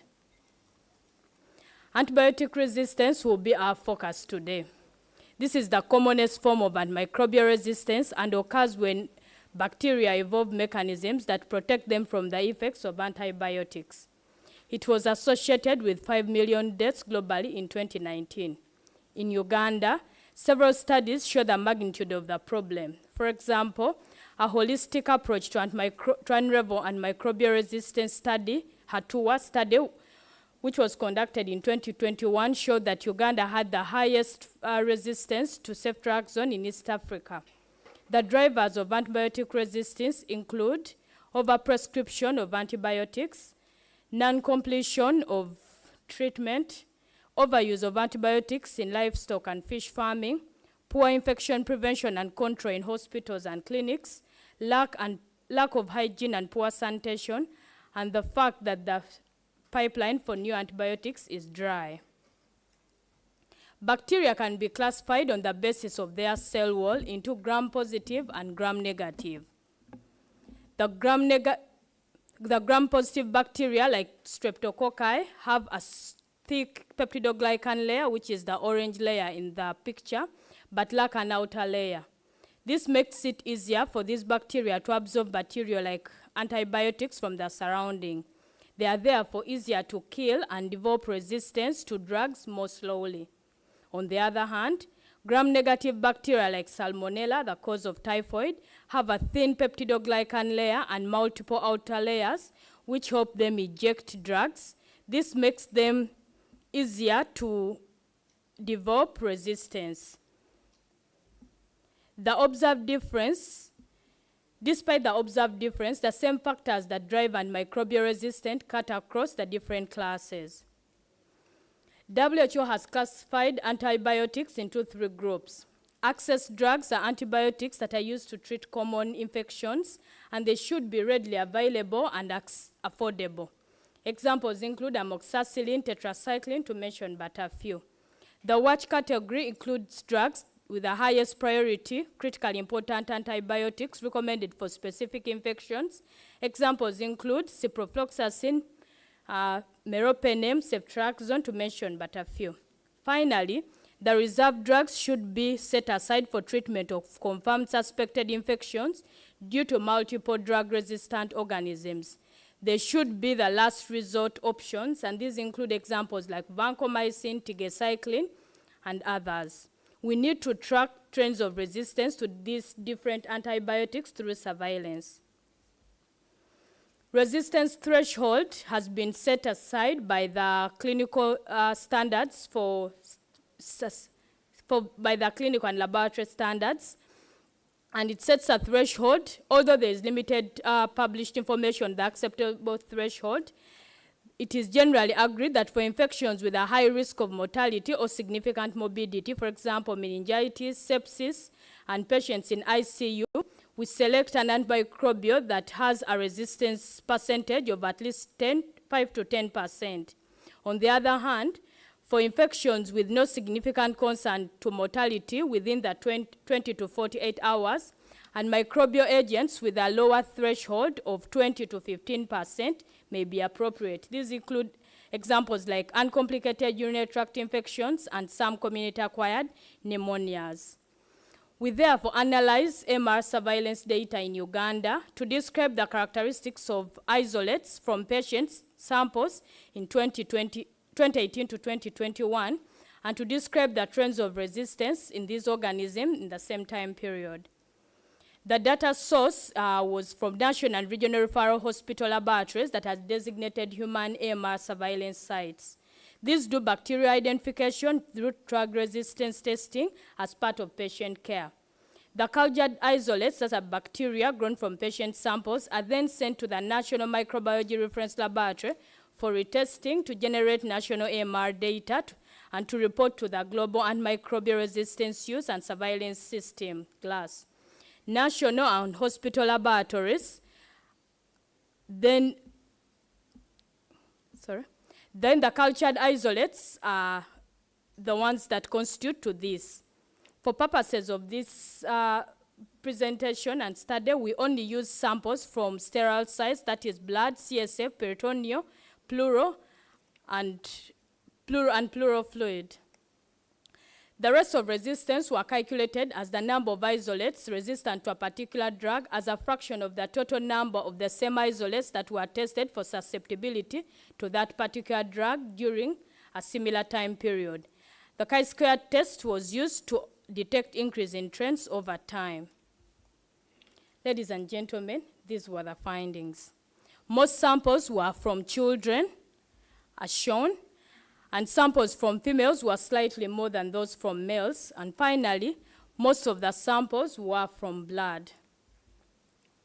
The common gram-negative organisms included Salmonella typhi species, followed by Klebsiella, and lastly, the least common was E. coli, while the commonest gram-positive organisms were Staphylococcus aureus.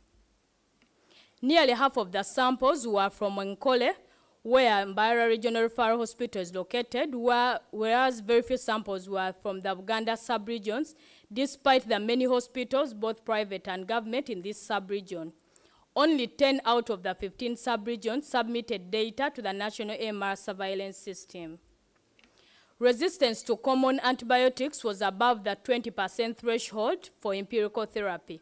The only exception was piperacillin tazobactam, which had a 17% resistance, but this was only in 2018. For gram-positive organisms, out of the several drugs analyzed for susceptibility, a significant increase in resistance over time was observed for ciprofloxacin.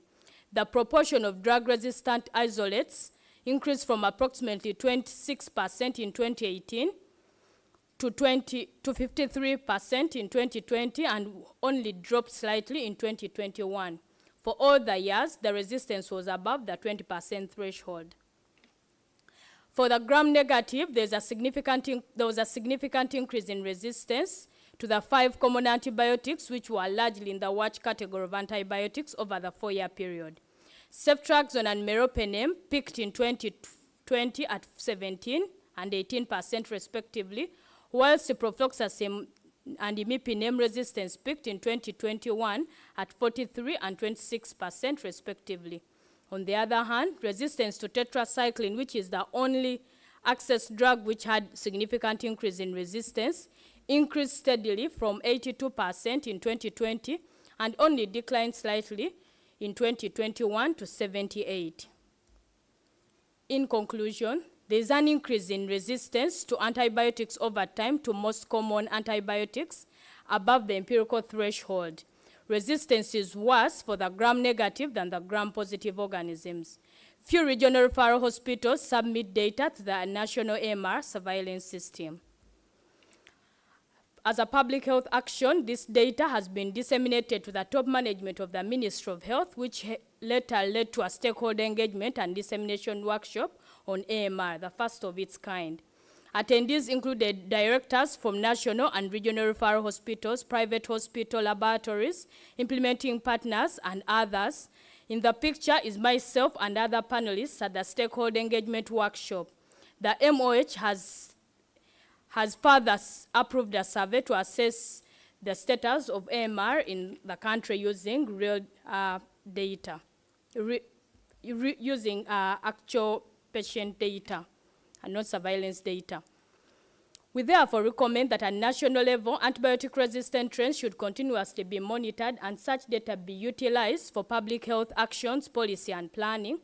Conduct a further study to understand the increase in resistance to the watch category of antibiotics and support all regional and national referral hospitals to submit samples to the National AMR Surveillance System. We acknowledge the following institutions. Thank you.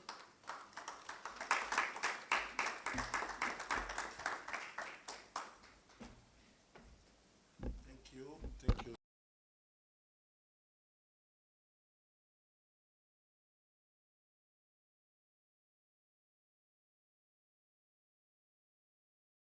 Silent pandemic is always requiring appropriate attentions. So let me now invite in,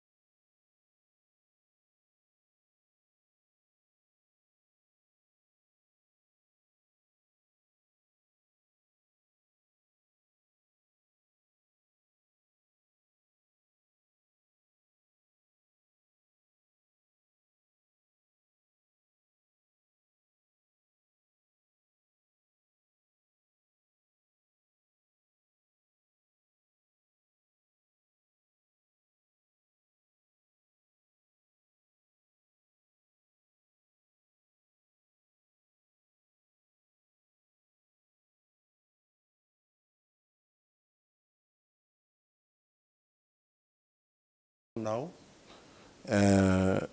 Usmanov, and also Felician.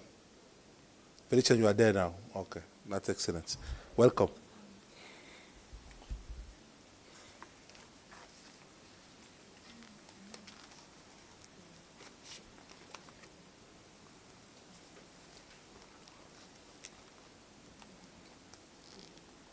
Okay, so make sure you take note of the questions for Dr. Kizito. And now let me invite my brother from Nigeria, Ibada, Olaole. So you have the floor. Thank you. Thank you very much, sir. Yes, sorry, sir. Careful.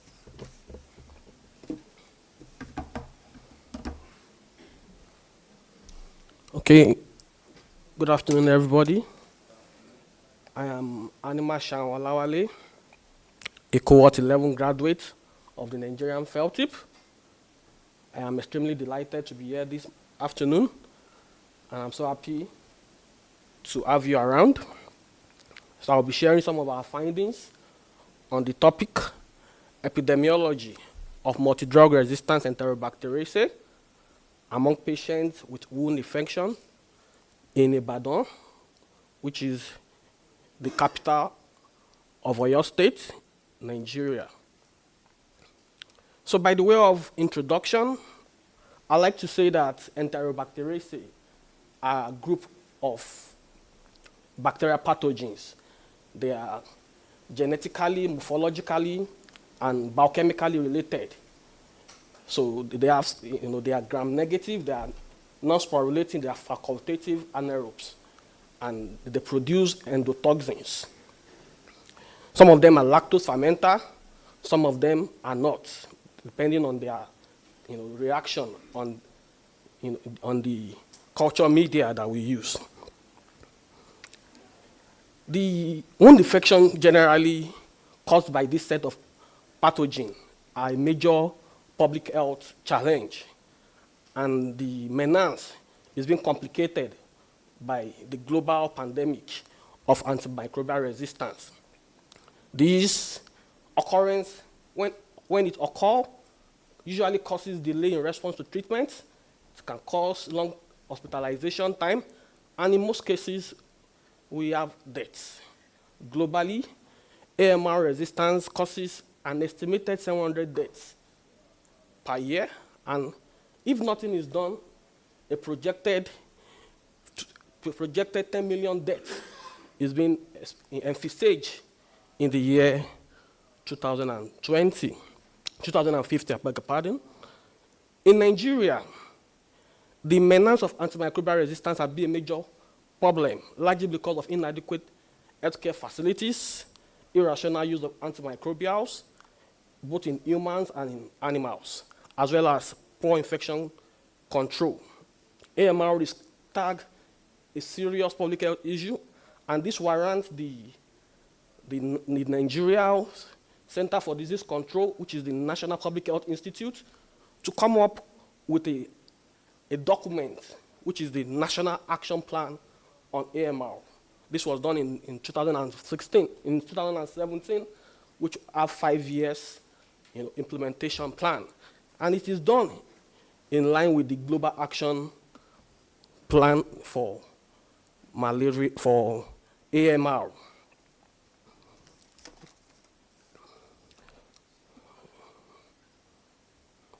So these are my study objectives. Number one, to isolate bacterial pathogens causing wound infection, to identify the various species of Enterobacteriaceae, to determine the antimicrobial susceptibility, and of course to go further and look at the resistant determinant genes, and as well look at the determinants.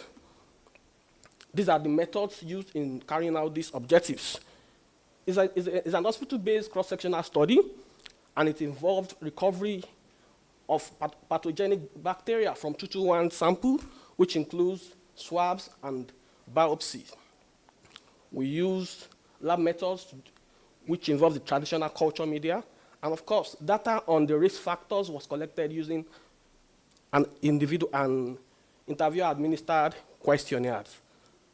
isolates were recovered, as I said, and they were further confirmed using the biochemical test and, of course, the analytical profile index. The Kibo method was used to determine the antimicrobial susceptibility following the Clinical Laboratory Standard Institute Guidelines 2022.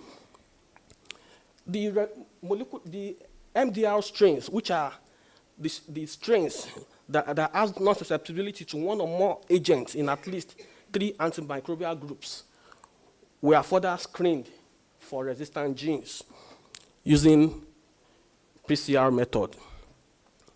Data were analyzed using univariate and bivariate analysis. The study period was November 2021 to October 2022. Ladies and gentlemen, let me share some of our results. The mean age of study participants was 45 years, and females constituted majority of our patients, of the participants. The total frequency of Enterobacteriaceae organism recovered was 42.3%. Multi-drug resistance was seen in 19, which is 30% of the cases.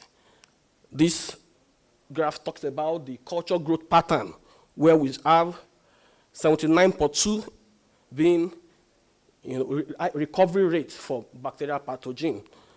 This graph also talks about the recovery, whereby we have the large percentage of the bacteria that were recovered from wound being gram-negative. That's about 60.6%. From this, majority of the patients in this study presented with wound infection, as you can see, while those with burns are the least. However, those with burns are the highest isolation rate, as we recover pathogens from all the 11 samples collected. Flame was the major cause of burns in this patient. 6 bacteria were recovered, Staphylococcus being the highest, having the highest recovery rate. The Enterobacteriaceae pathogens recovered include Escherichia coli, Klebsiella pneumoniae, and Proteus mirabilis. The majority of Enterobacteriaceae isolates were recovered from wounds. All samples have monobacterial infections. The 38 patients had comorbidity, one due to maybe HIV, DM, or rheumatoid arthritis. We recovered bacterial pathogens from 97.4 of the patients with one comorbidity. That is, out of the 38, 37 of them will have bacterial growth. However, we also recover bacteria from those that have no associated comorbidity. The odds of coming down with bacterial infection in those that have one comorbidity or the other is 12 times more than those without any form of comorbidity. Likewise, for lifestyle, alcohol use, the odds is 1.6. This graph talks about the resistance to different antimicrobial organisms.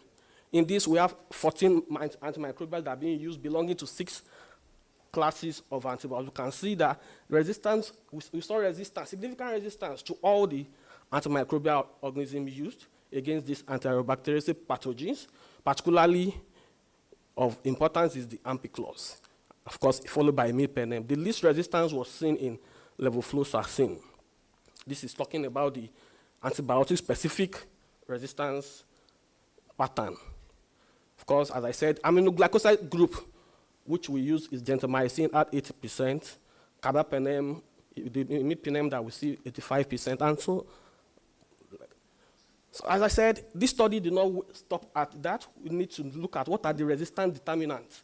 So from this, we could see that 6 resistant genes are detected in the Enterobacteriaceae pathogens. First, we recover 80% of quinolone resistance gene, B, followed by the Klebsiella pneumoniae carbapenes, followed by the aminoglycoside modifying enzyme. Of course, we recovered also the colistin resistant gene, which is a cause of concern to us if we begin to see things like this in Nigeria. So quickly, let me just talk about our discussion. We found a high rate of wound infection with MDR bacteria, which have been reported by different studies. We demonstrated the emergence of high spread of resistant genes. This occurrence is a threat for under-resourced countries like Nigeria, where usually the antibiotics are usually non-existent or very expensive. In conclusion, this study further established the spread of resistant genes in Nigeria, which has implications for patients' treatment and high potential for international spread. This transferable nature of these genes is particularly worrisome, and treatment options for infections are very limited. There's therefore need to strengthen surveillance and IPC.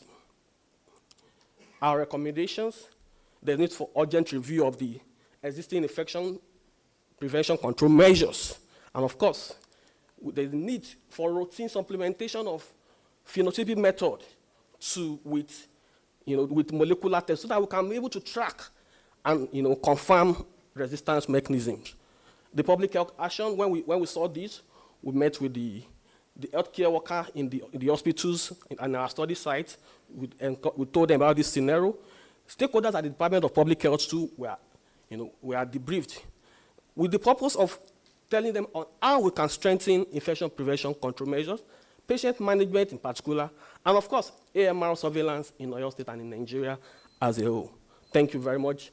I want to acknowledge the Oyo State Ministry of Health, the Nigeria Center for Disease Control, MFELTIP, and of course, AFENET.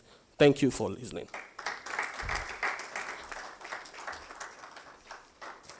Thank you so much. Thank you, sir.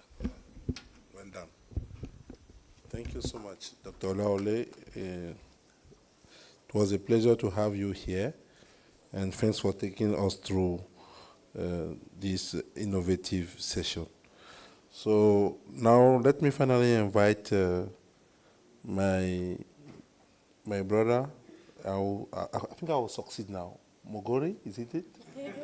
Mugauri, exactly. Thank you, sir. So you have the floor. Is it okay if we put this at the back? Maybe the laptop can come closer, but this one can.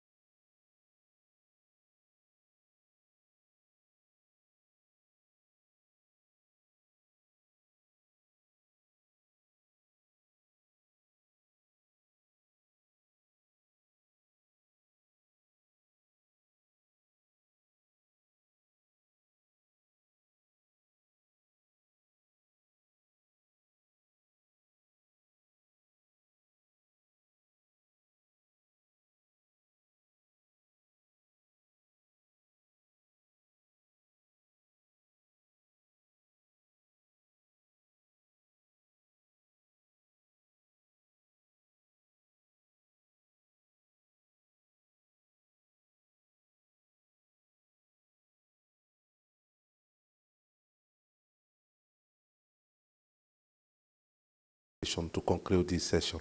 I think for the interest of everybody's time, it's the best way to proceed. So, ladies and gentlemen, I want to invite you to ask questions or share comments with regard to the first two presentations we have heard during this session. Okay, we have a couple of hands. I'll start from my left, from my right. I have 3 hands. Yes, sir. Please nominate who you are addressing the question to for easing the reply. Okay. Can you have the mic or the person? Oh, yes, maybe on front here.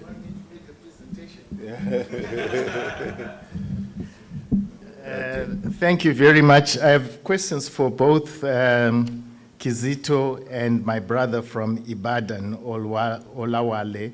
The first one is a general question for both of them. It may not be directly related to your study, but to what extent are there available drugs on the market that are not available, that are not being prescribed at the pharmacy or in hospitals? I know in some countries you can just go to a pharmacy and buy drugs without any prescription from anybody. But the more difficult question for Olawale, it may be academic. Our sister from Uganda told us about some of the quality control measures, and she said we took samples that were not, which were sterile from peritoneal, and so on and so forth. What about your sample collection in terms of quality control? What are the quality control issues that you used? Thank you. Okay, thank you so much, Professor. Yes, question, please. Feel free to come on front here.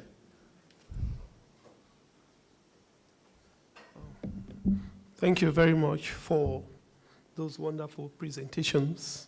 I am Dr. Baylor from Sierra Leone.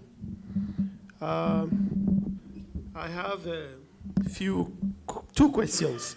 I think the first one goes to our sister from Uganda. I saw from your presentation, you have the graph that was moving up. At one point in time, the resistance pattern increases. And from 2020 to 2021, it drops. So did you find out what's the cause, the reasons why that dropped? And do you have any, maybe, recommendations? Maybe there are things that was done, if you can embark on those ones, why they drop. That's one of my questions, really. I want to know whether you made any investigation about that, why it drops from 2020 to 2021, especially with respect to the cephalosporin, lady ciprofloxacin you were talking about. Then also for my Nigeria brother, indiscriminate, somebody actually asked similar question. Well, I want to reframe my own this way. What is the prescription pattern in Nigeria? Are we seeing a lot of polypharmacy in terms of antibiotics in Nigeria? Or do we have any restrictions in the usage of antibiotics? And maybe it might not be too much. How do you use, where I saw one of the drugs, levofloxacin, has a little bit of resistance, but I have found out that it is in the market. And for us in Australia, levofloxacin is a concern because we are using it for our MDR TB people to treat. So if it is in the market, so I want to know briefly, if you investigate the TB people, what are they using since you have levofloxacin in the market? Thank you. Thank you so much, sir. So, yes, Les?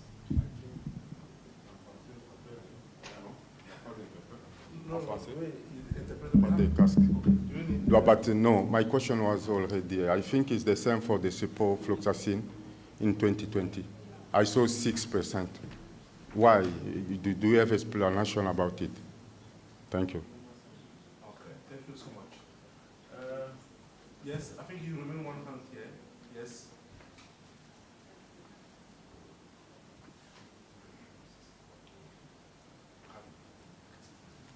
Thank you.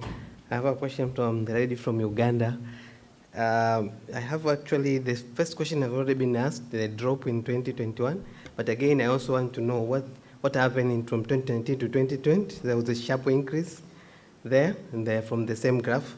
But also, I saw in your table, majority of the proportions of those drugs dropped in 2021. I don't know, maybe what happened with the base drug specific. Is there anything that changed or anything? Excellent. So I believe it's okay for the right side, so the middle side. Do we have any question here, comments, reflections?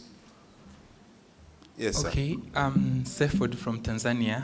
Thank you for the wonderful presentation. My question will go to our brother from Nigeria. The first one, he said he used the PCR to determine genes. I'm not sure if PCR can determine gene rather than do amplification. So I wanted to have a clarification because we determine gene by using sequencers like Oxford Nanopore, Illumina. Those are the techniques that use for amplification. So you can give us a clarification. The other question is Enterobacteriaceae are groups of bacteria. So specifically, what are the bacteria which you isolated?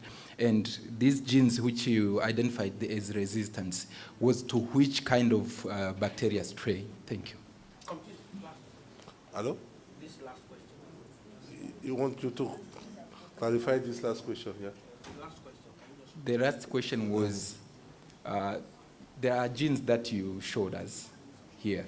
So belongs to which? Because not all the Enterobacteriaceae have the same genes. Maybe E. coli have a certain genes, so you can clarify that. Okay, excellent question. So I hope we are okay with the middle group.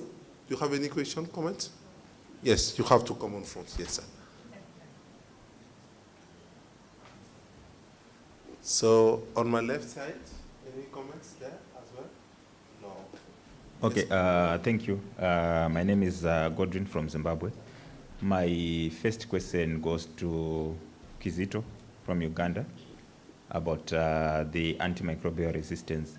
So I just wanted to know about the practice in Uganda about and the access to culture and sensitivity, because in some areas we find that those who are subjected to those blood cultures and that sensitivity tests, there are already people who are failing on treatment already. Maybe they've gone for 3, 4, 5 days without improvement, and then they have a blood culture tested. So those are people who are already showing signs of resistance.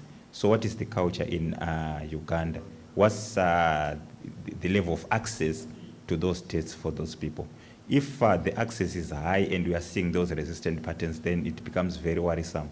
But if it's only accessible to a few people, then maybe it might be less worrying than what we saw there. Okay. Then for the colleague from Nigeria, I just noted something maybe on the results where he reported a mean and the measure of dispersion was a range. So I don't know, maybe you can clarify on that. Thank you. Okay. So I think it's mostly clarifications and some few key questions. So who wants to start first? Maybe Kizito? You have the floor, please. Thank you so much for being a very attentive audience. I'll go on to the questions. The first is, to what extent are drugs available on the market? So Uganda, just like many African countries, have a free drug buying policy. So you just go to a pharmacy. Ideally, the laws stipulate that you should have a prescription, but sadly, the implementation is not yet there. So we still have an open prescription. And to make matters worse, we even have drug representatives who are like hawkers selling drugs and encouraging people to buy drugs recklessly. The second question was about the cause of the decline. Unfortunately, we use national surveillance data, so we don't have a reason for some of those indicators. However, for the decline, because most of these samples were coming from, were more from one region, nearly 40%, when we went on to look at that particular region, the regional referral that is there, we found that they were having changes in prescriptions. So when they realize a certain drug is having a lot of resistance, they drop it and then use another. We just think that is probably a reason, but we really cannot comfortably say that is the reason. That is why we need to further understand the reason for these changes in resistance over time. Then lastly, I think that also goes for the 2020 to 2021 drop. This is surveillance data. We don't have a lot of factors associated that we can really comfortably.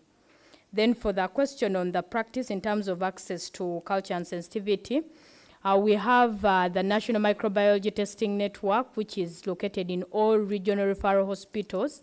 So our region covers a couple of districts, which could be like 8 to 9, or sometimes fewer, slightly fewer. So every regional referral has a laboratory that is fully fledged with microbiological and sensitivity services. Then we have a national referral hospitals in the city center, which also have culture and sensitivity. But then we also have the private government partnership, where we have a couple of private hospitals also doing culture and sensitivity, and private laboratories. But those ones are more located in the city center. So as a matter of, in terms of access, and in terms of people who get the culture and sensitivity test, so we also found that, yes, clinicians have a notion that you first treat, and then afterwards you say, okay, send for culture and sensitivity. But the good news is we are now doing diagnostic stewardship trainings and mentorships, and the culture is slowly changing. It may not be tomorrow, but the future is bright. Thank you.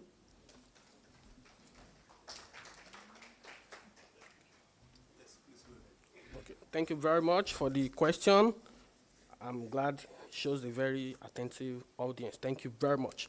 Now, the first question is about to what extent is drug antibiotics available in Nigeria.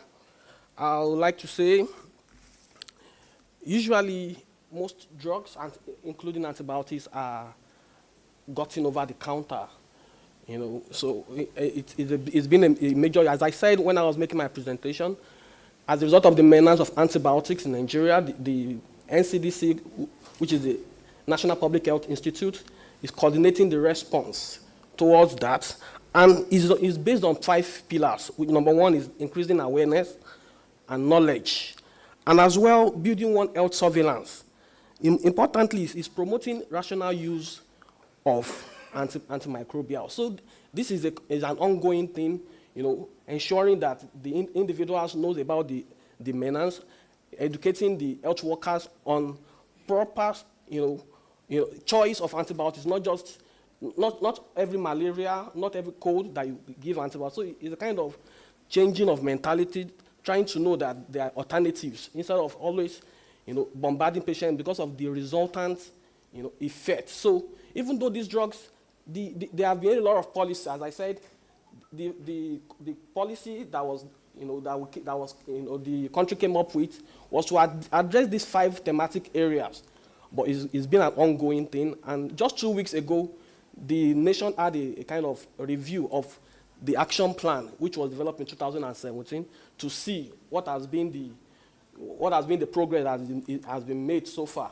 So very soon the review will be published, and we will have access to it to know the improvements that have been made as regards promotion, as regards infection prevention, as regards access to antimicrobials. And of course, the impact that that document has made on rational use of drugs, which are major causes of antimicrobial resistance in Nigeria. So the second question talks about the quality control issues. Yes, that was taken into cognizance.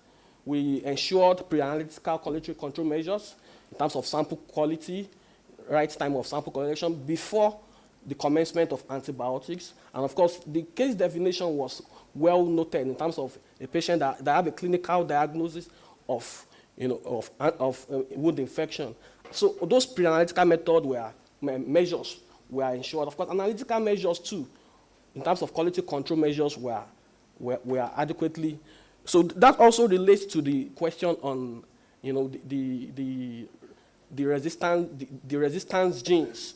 I think somebody asked me about whether it's amplification or, yes, the methods, general method that we use in determining gene that has to do with gene detection is a PCR method. But of course, there are a lot of processes the amplification, denaturing, and the likes, annealing. So those are part of the, of the sub, process that is involved in the overall methods, what we use here is the PCR method. So now somebody asked about levofloxacin in TB patients. Well, in Nigeria, when a patient, as a form of prevention of secondary infection, of course, the antibiotics that is going to be given, of course, is maybe depending on whether it's a drug-resistant TB or not, maybe isoniazid, rifampicin, and the likes. But there are some antibiotics that is being given as a form of secondary bacterial infection. So I think, I'm not so sure whether levofloxacin, of course, is part of those of the list, but I know Septrin and the likes, based on, as situation. So then somebody asked about the bacteria isolated. Yes, Enterobacteriaceae is a large group of, as I said, they are gram-negative, they are non-sporulating, they are facultative anaerobes, they produce toxins and the likes. Some of them are lactose fermenters, some of them are not, some of them are enteric pathogens and the likes. But specifically, in this study, we recover 3 Enterobacteriaceae pathogens, which are Klebsiella pneumoniae, Escherichia coli, and of course, Proteus mirabilis. So for this study, those are, of course, I know we have Shigella, we have something, we have Acinetobacter baumannii and the likes. But for this study, in wound, maybe it may be due to our study population, which is restricted to. Of course, from the study, there were also other gram-negative organisms that were recovered, which includes Pseudomonas aeruginosa and the likes, but we concentrated on the Enterobacteriaceae pathogens. And somebody asked about the genes. Yes, it's as a result of literature review. So that's why we are able to limit to those 11 genes of interest. So, and we were able to detect 6. And of course, as you can see, quinone-resistant gene was the IS, followed by the Klebsiella aminoglycoside modifying gene. And of course, plasmid-mediated colistin resistant genes too were detected from our study. The prescription pattern is an ongoing work in Nigeria.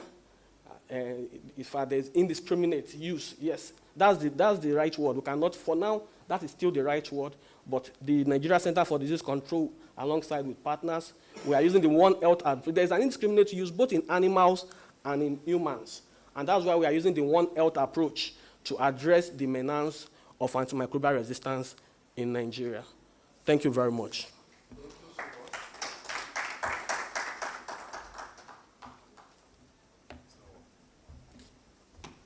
Thank you so much. And I think we can continue the discussion with both presenters during the break. I will invite you to stay with me if you want. And invite Felician to join the panel. It's our last presenters. And invite now also Mwangea to finally make his presentation. So we'll take now the 2 rounds of presentation. You can stay with me if you want, or you prefer to go. Okay. Can I have a presentation? You prefer to join? Maybe so that my attention will go. Let me just go. You want to run? Okay, good afternoon to you all. My name is Mwangea from Zimbabwe, an FETP alumni, and I'm going to share with you the results of our study on the predictors of HIV positivity among index contacts in Harare and Matabeleland South provinces. More than 4 decades into the HIV pandemic, sub-Saharan Africa remains disproportionately affected, constituting 54% of people living with HIV globally, despite contributing only 6.2% of the world's population. Zimbabwe in particular, which bears a generalized epidemic with a prevalence of 11% and annual incidence of 17% according to the Global AIDS Monitoring Report of 2022, is at the epicenter of the pandemic. An analysis of the situation identified, among other factors, a large testing gap which promote ongoing transmission, At the same time, the index testing program introduced in 2017 and scaled up in 2020 has constantly missed its targets, yet it's a proven high-yield HIV testing modality expected to expedite the achievement of the UN AIDS 95% targets. We therefore determined to interrogate the predictors of positivity among index contacts in 2 selected provinces of Zimbabwe, 1 urban and 1 rural. To achieve this, we conducted a cascade analysis for the index testing program, analyzing each stage of the process. We also investigated the health system and client factors that predict the implementation and influence positivity for HIV testing in ICT. At the conclusion, we developed a review package for the ICT program to enhance both the implementation and its outputs. We designed the displayed conceptual framework to facilitate a robust analysis of the 3 major components of the ICT program, namely elicitation, tracking, and testing, and how these affect the probability of an HIV positive diagnosis. We combined these with factors such as sexual practices, socioeconomic, and perspectives on HIV in predicting a positivity diagnosis. Our study was cross-sectional with an analytical component. The study population were all HIV diagnosed clients in 2021, 15 years and above, and their sexual contacts. We applied multi-stage sampling, starting off with randomly selecting Harare and Mati South out of the 10 provinces in Zimbabwe, then 5 districts each and 5 facilities per district, resulting in 50 facilities. We used the sample size calculation for 1 proportion with the following assumptions: 80% power, a null hypothesis of 93% informed by positivity of contacts found by Mahachi et al., a delta, which was our measure of change against time, of 2% and 5% significance level. We also factored in the design effect of 2, assuming that out of the variance, the difference that we are going to find was going to be twice as large as what is found in simple random samples.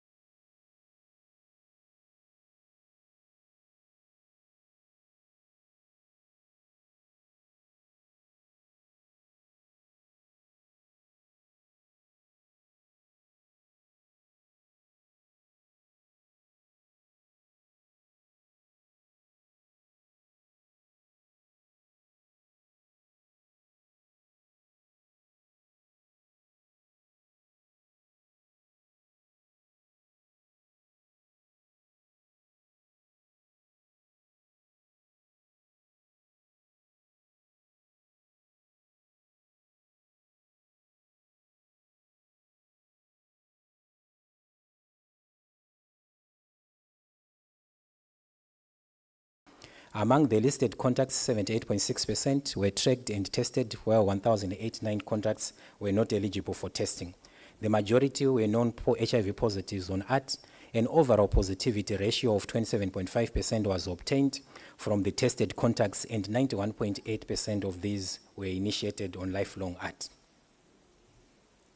Focusing on Harare, out of the 3,004 contacts elicited, the mixed method tracking yielded 46.7% positivity, closely followed by health worker referrals at 44.3%. As high as 348 elicited contacts were not tested because they were already known positives.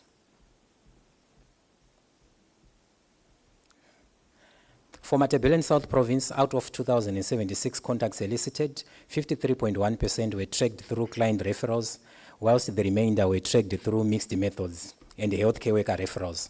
The highest positivity yield of 65.6% was obtained through health worker referrals, and a total of 195 elicited contacts across different tracking methods were not tested.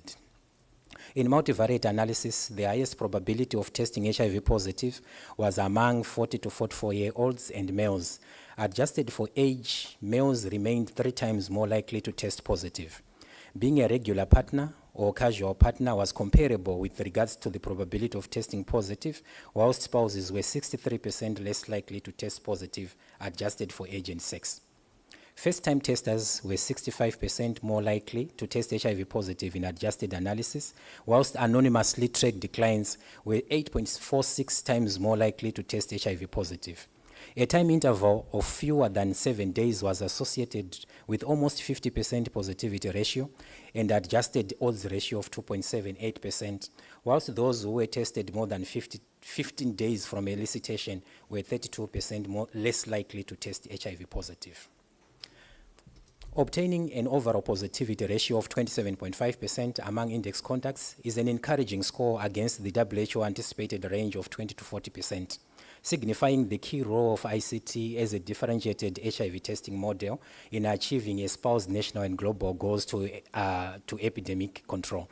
Our study enumerated being male, first-time tester, anonymous tracking, and testing contacts within 7 days of elicitation as high predictors of positivity among index contacts. Further, the varied positivity ratios obtained through different tracking modalities for urban and rural settings emphasize the importance of differentiated contact tracking modalities that suit the unique needs of the client. A close analysis of the combined and individual province cascades revealed that only 66% of newly diagnosed clients were offered contact tracing, from which 93.1% accepted.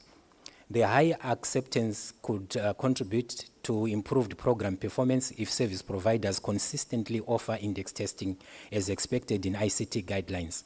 Further, an elicitation rate of 1 to 1.3 falls short of the expected 1 to 1.5 to 2, translating to approximately 2 contacts per index case.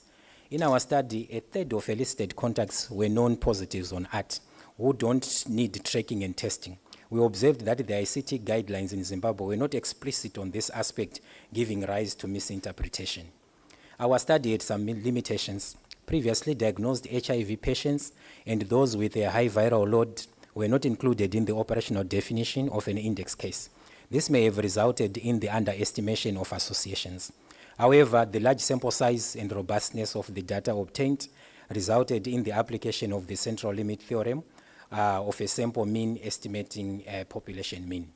In conclusion, the ICT is a high-yield HIV testing model which contributes to closing the HIV testing gap and improve reach for men. The full potential of this model is not being fully explored on account of low offer, eliciting ineligible contacts, and delays in tracking and testing contacts. The findings of this study were discussed at national program implementation level and key recommendations adopted, resulting in the revision of the ICT ISOP. Would like to acknowledge all those who assisted in the design and implementation of this project. And these are our references. Thank you.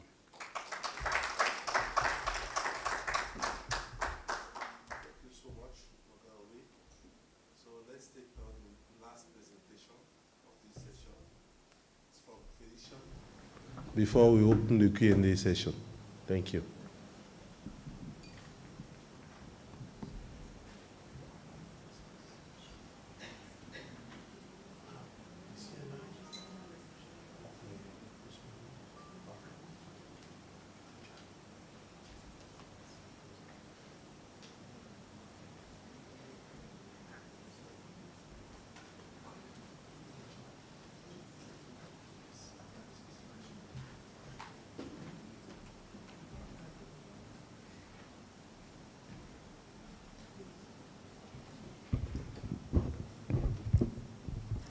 Good evening.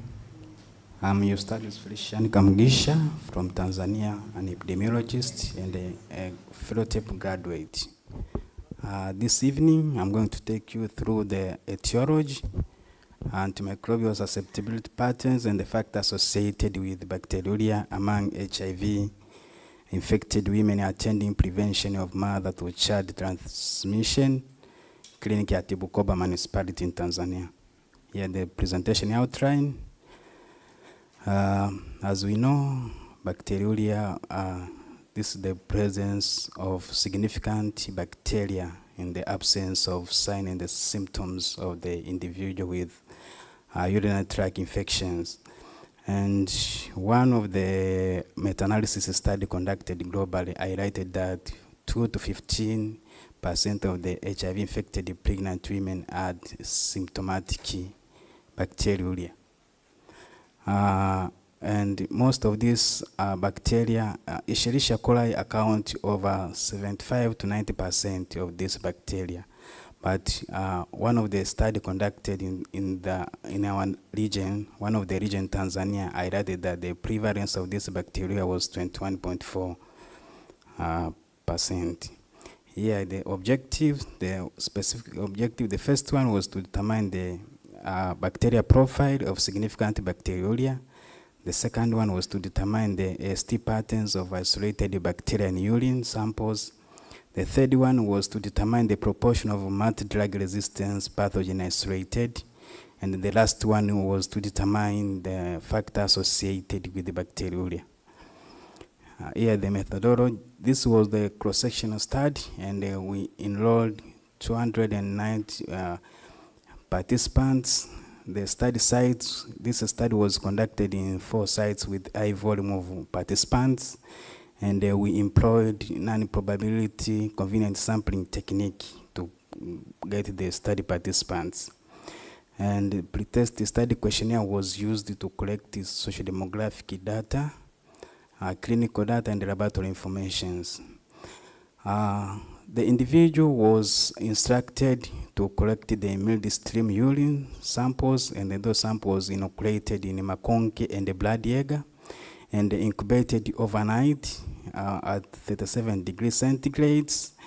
And after that, the conventional methods was used to identify those bacteria by morphological identification, gram staining reaction, and the biochemical test. Also, the Kibaba disk diffusion was used for AST patterns.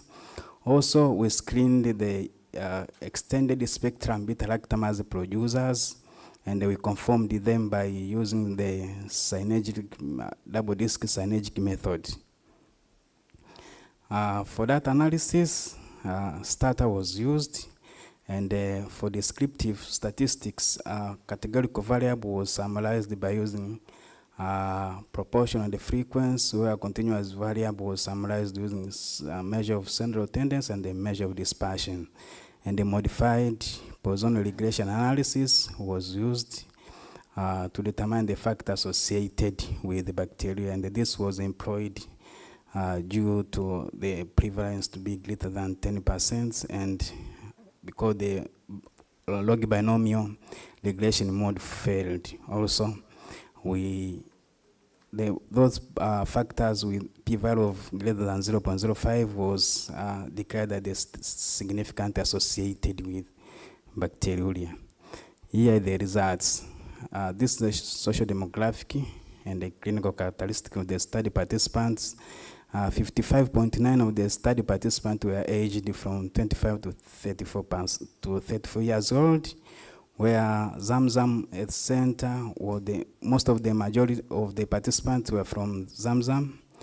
And sorry for the highlights, but most of the participants were lactating mother. The prevalence of bacteria causing significant bacteriuria, 22.8 are the significant bacteriuria, and 75.8 of those bacteria were gram-negative isolates, where those 34 of the gram-negative were extended spectrum beta-lactamase producers, where from those ESBL, 47 were Escherichia coli. And we determined the methicillin-resistant staph aureus, where 25% of them produced the methicillin-resistant staph aureus. Here, the proportion of bacteria isolated, Escherichia coli was the most prevalent with 31.8 for gram-negative, and the coagulus-negative staph presented 15.2%. Here, the antimicrobial resistance isolated from gram-negative bacteria.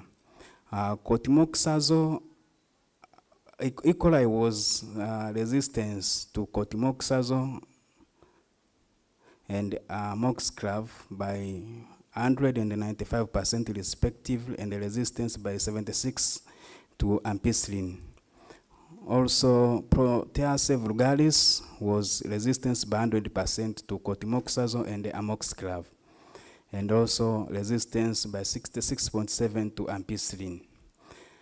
Here, the antimicrobial resistance of gram-positive bacteria isolated and coagulase negative staph were resistant by 90% to penicillin and cotrimoxazole, and resistance by 70% to erythromycin, where staph aureus were resistant by 100% to cotrimoxazole and penicillin.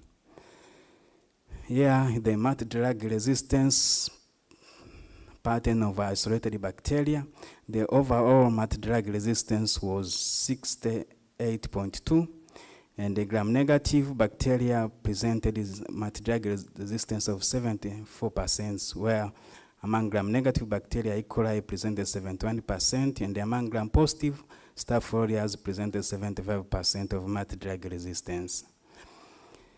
Here, the factors associated with the bacteriuria and single Marita status were more likely by 1.8% associated with bacteriuria, where Rwamishenye and Kashai were more likely by two more likely significantly associated with the bacteriuria. Here in the discussion, the variation, the prevalence was higher compared to some of study conducted in Africa. One of the study conducted in Ethiopia and another in Tanzania, but also was lower compared to the study conducted in Nigeria. And this variation could be accounted by some of the factors, like the geographic locations and the sample size, the methodology used. But E. coli was found to be the most prevalent bacteria isolated, and this is due to its virulent factor, as we know. Also, the anatomical proximity of some of the genital parts, the urethra and the other parts are close proximity, so it can cause the contaminations and to send this bacteria to the. Also, the ampicillin, amoxiclav, and the cotrimoxazole show the high level of resistance. And this is due to the fact that these antibiotics are the rational use of these antibiotics, but also cotrimoxazole are most used as the prophylaxis to these groups of participants. But ESBL producer also was found to be higher compared to other studies, and this is due to some might be due previous use of these antibiotics. Also, meropenem, piperacin, tazobactam, nitrofurantoin, and gentamicin was showed the high level of sensitivity, and these antibiotics are not commonly used.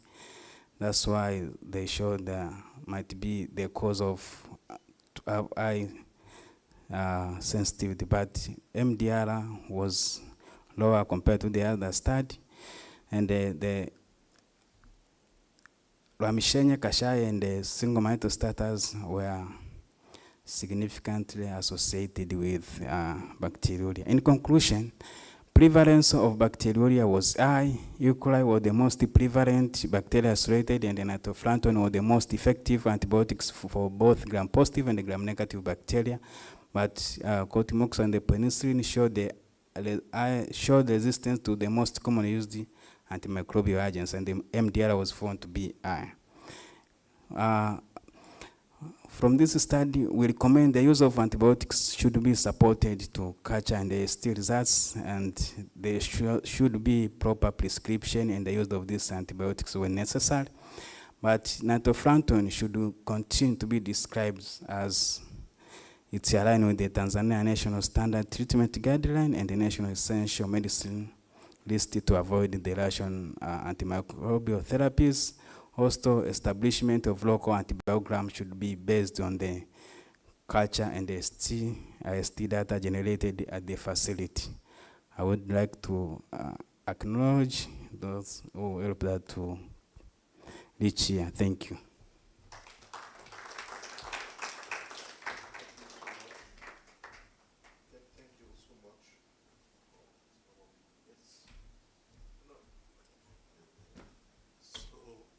Thank you so much. We have a last presenter coming from Uzbekistan. It's Dr. Usmanov. And for the interest of time, I'll quickly give you some minutes to make his presentation. So you have the floor.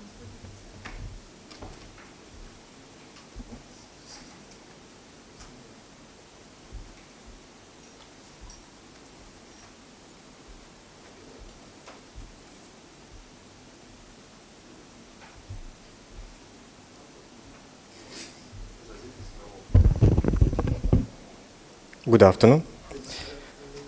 Let me introduce our theme, retrospective cohort study of factors associated with non-initiation of antiretroviral therapy among adults newly diagnosed with HIV in Andijan, Uzbekistan, 2018-2021. Andijan is a region with a high incidence of HIV in Uzbekistan. It is a former Soviet Union country located in Central Asia. Its location in relation to other countries is shown in this slide. Andijan region has a population of around 3.3 million. Antiretroviral treatment is essential for stopping HIV. When the people with HIV take their medications as prescribed, they can achieve an undetectable viral load. This means they can live long, healthy lives, and will not transmit HIV to their partners. In April 2018, Uzbekistan adopted a test and treat policy, where people newly diagnosed with HIV start treatment immediately after testing. Before to this, people with HIV would only initiate treatment after meeting some clinical requirements, such as low CD4 count. HIV treatment is offered free of charge to anyone diagnosed with HIV. However, ART coverage remains low in Uzbekistan. Of the estimated 45,000 people living with HIV, just 50% were on ART by the end of 2021. To help to develop programs and policy that increase ART coverage, I conducted a study, describes the characteristics of people living with HIV in Andijan, identify factors associated with ART non-initiation. We conducted a retrospective study using medical record data from the Andijan AIDS Center. The study inclusion criteria were adults at least 18 years old, newly diagnosed with HIV from April 1st, 2018 to June 30, 2021, living in Andijan and documented in HIV registry. People who were residents of Andijan and who were under 18 years old at the time of their HIV diagnosis were excluded. We defined ART non-initiation as people newly diagnosed with HIV in the study period who hadn't started ART by December 31, 2021. I conducted data collection from May to August of 2022 between my first and second year of FETP. I used the four-step approach to collect and analyze data. Step 1 was to identify people meeting inclusion criteria in the Andijan AIDS Center HIV patients register. At the time of the study, the center didn't have a dedicated registration platform running, and all departments filled out their data in different Excel databases. Since January 2023, the data platform for electronic reporting has been launched. Step 2 was to identify and abstract variables from the registrar needed for analysis of medical records. Step 3 was to merge medical records with a list of people meeting inclusion criteria using a unique ID. Step 4 was to clean and analyze the merged data set. Using the R-coding skills I had recently learned in FETP, I conducted bivariate and multivariable analysis using Poisson regression. I calculated risk ratio and 95% confidence intervals. From 2018 to 2021 in Anjan region, 1,098 people were newly diagnosed with HIV, of which 10% didn't initiate ART. Also, few people started treatment immediately after testing, and the median number of the days to initiate treatment from diagnosis was 20 days, with a range of 0 to 386 days. About half of the people newly diagnosed with HIV were male, 56%, and ages 30 to 49 years old, 49%, and married, 46%. 74% had a secondary education and 67% lived in urban areas. Incidence of HIV was highest in the Anjan city. It's a center of the region and in surrounding urban areas. 3 areas had a high proportion of non-initiators, where about 1 in every 5 people diagnosed with HIV hadn't initiated treatment. 75% of participants were in first and second stages of disease. These are mild or non-symptomatic stages of disease. However, among participants in the first stage of disease, 20%, and among participants in the second stage, 11% didn't initiate treatment. In multivariable modeling, educational status, HIV stage, and multiple sexual partnerships were associated with ART non-initiation. Specifically, people with secondary education had 8.6 increased risk of not starting treatment compared to those with other education. Compared to people with stage 4, people with HIV stage 2 had 4.4 times greater risk of not starting treatment, and those with the first stage had 3.3 greater risk. Having more than one sexual partner or a partner with living with HIV was also associated with a greater risk of not starting treatment. Lastly, people who were single had reduced risk compared to people who were married or other categories. Our study is subject to some limitations. Most important is that behaviors are self-reported to healthcare workers, and stigma is really high in the region. Likely, the data doesn't capture important information about key populations. This would result in underreporting of behaviors known to be associated with low ART uptake, such as drug use, same-sex behaviors, and sex work. Our study identifies groups of people that could be prioritized for increased ART initiation support, especially people with multiple partners and with partners living with HIV. Improved messaging for people and their partners about the benefits of HIV treatment can help with this, as shown in the example communication pieces below. This is a need for further understand whether increased risk of non-initiation among people with disease stage first or second is client or provider driven. Non-initiation is higher among people in early stages of disease. This may be a need to raise awareness among clinicians about the test and treat policy, according to which people with a diagnosis begin treatment regardless of the stage of the disease or CD4 count. Asante sana. Thank you very much.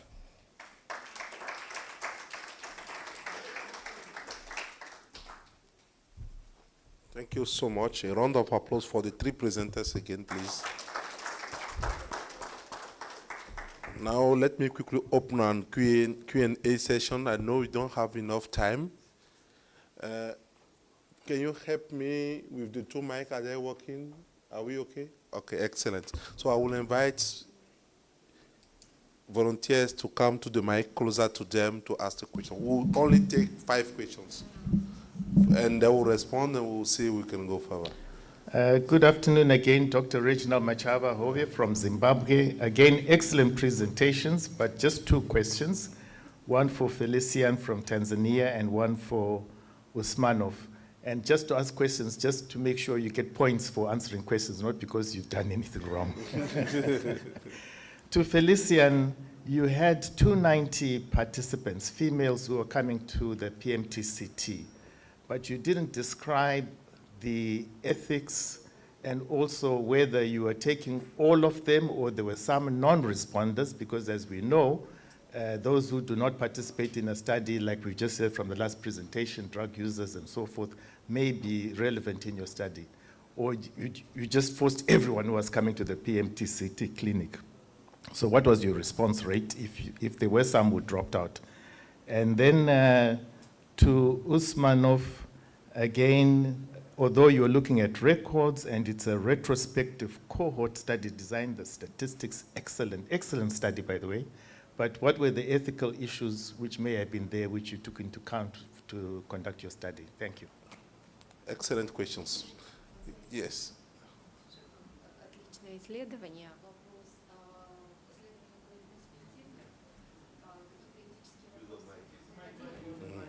So the question is, I'm sorry. Вопрос, исследование очень хорошее, но было проведено ретроспективное исследование. Какие-то этические вопросы возникали, и выборка очень хорошая, но какие-то вопросы этики возникали с тем, как вы исследование проводили или нет? Excellent. Yes, let's. On va promouvoir le français. C'est Joseph Ochoudi, FTP Côte d'Ivoire. Can you? Yes, is it for Usmanov or no? It's for Zimbabwe.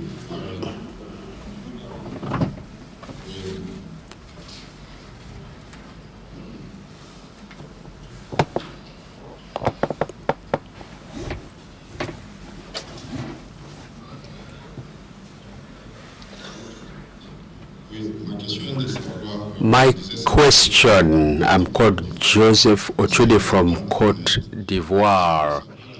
My question is to know what is the size of your sample? Because your sample size was 1,400, and yet when you are presenting results, you talked about 2,000. So could you please clarify? My second question goes to Uzbekistan. What were the public health actions after obtaining these results? Actions or activities for the public health? Thank you.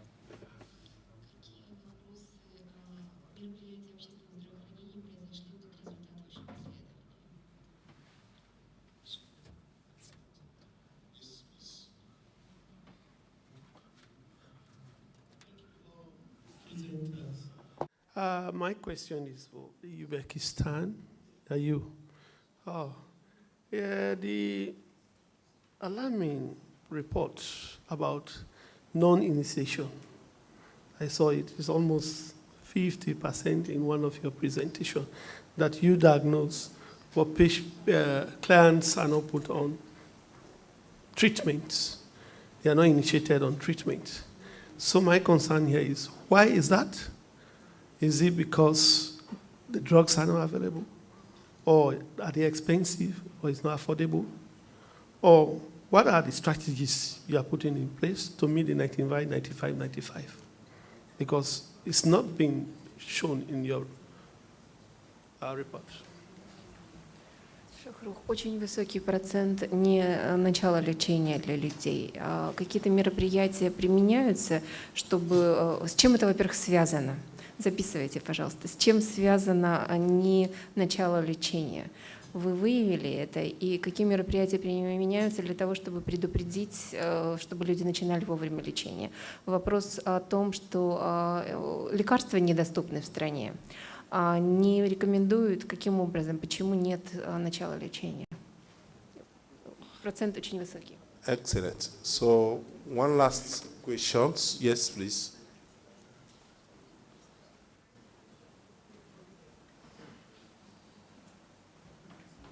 I have a question from a colleague from Uzbekistan. So I was trying, if you can give us more clarification on non-ART initiation, because I thought you say they're full from 2021. So I just wanted to know from what time were you following these people, and they are saying now we are not initiated on non-ART. They are non-ART initiation something. Дайте определение, пожалуйста, что такое не начало лечения, non-initiation, что это такое? Потому что у вас группа с 18 года по 21. Что для вас это такое? Okay, excellent. So we'll respond to this first round of questions. I realize that my brother from Uzbekistan has the longest series of questions, but we will start from others first. Yes, you can come for responding first, and after. Okay, thank you very much for the question from Cote d'Ivoire. I hope responding in English you'll be able to understand. So we did a sample size calculation and came up with 1,400 with those basic assumptions. But our sampling criteria was multi-stage, starting off with randomly selecting 2 provinces, going on to randomly select 5 provinces. And at the end, we had 50 facilities when we went down to the lower level. And following precisely that sampling frame, it requires that you include everyone when you are now at that lower level. This is how we then surpassed our sample size, the calculated sample size, and it only served as a guide of how we can make inferences of our findings. I hope you are, thank you.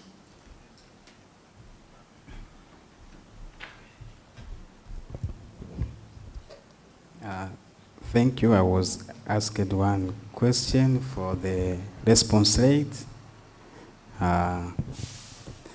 I can declare that we did not force them to participate. We know the protocol of the research, but those individuals who were mostly accessible at the study sites were included regarding our inclusion criteria, and those with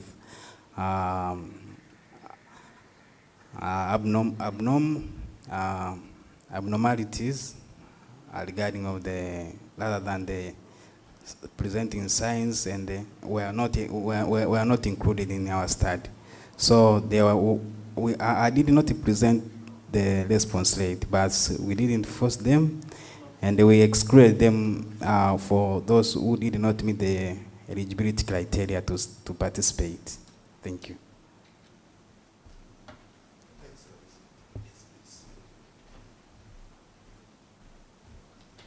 Thank you for questions.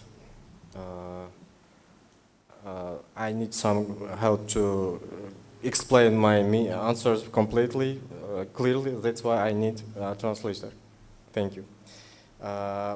Первый вопрос про этики.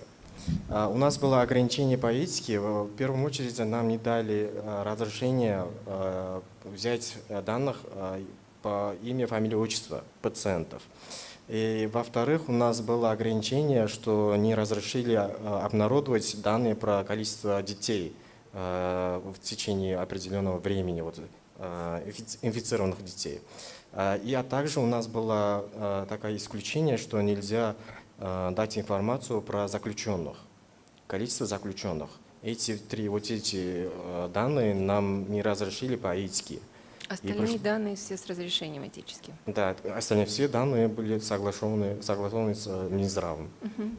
So there was approval of the Ministry of Health, of the Ethical Committee to conduct this study with 3 limitations, restrictions. First, the information on children was not allowed to be used and reported. The data on incarcerated people are not included in this study. And the third one, третий, какой момент был? Prisons. So non-identifiable information. The data said that he got its cohort of the whole study population of HIV anonymized. He didn't have direct access. He couldn't follow up them further to investigate. Второй вопрос. Что было внедрено после исследования? Мы начали провести консультирование после теста, после выявления инфекции групповым, то есть как это коллективно. То есть там будет участвовать инфекционист, психолог, а также эпидемиолог, чтобы полностью объяснить, что за заболевание, какое течение там идет и как помогает эти лечения. И после этого уже результаты заметно было, что вот эти среднеобразованные такие лица, да, которые женатые, уже начали, да, заметно, что у них больше такие лица, которые начали лечение. So the public health actions that were implemented after the study, the regional aid center implemented the active search of cases. And there was a team of the clinicians, epidemiologists, psychologists working with people, trying to persuade them to get onto the testing. And they see that for married couples, that was one of the risk factors in this study. They actually started accepting treatment. Следующий вопрос. С чем связаны были эти все не начавшие терапию? Да? Оказывается, когда мы начали коллективно там работать с пациентами,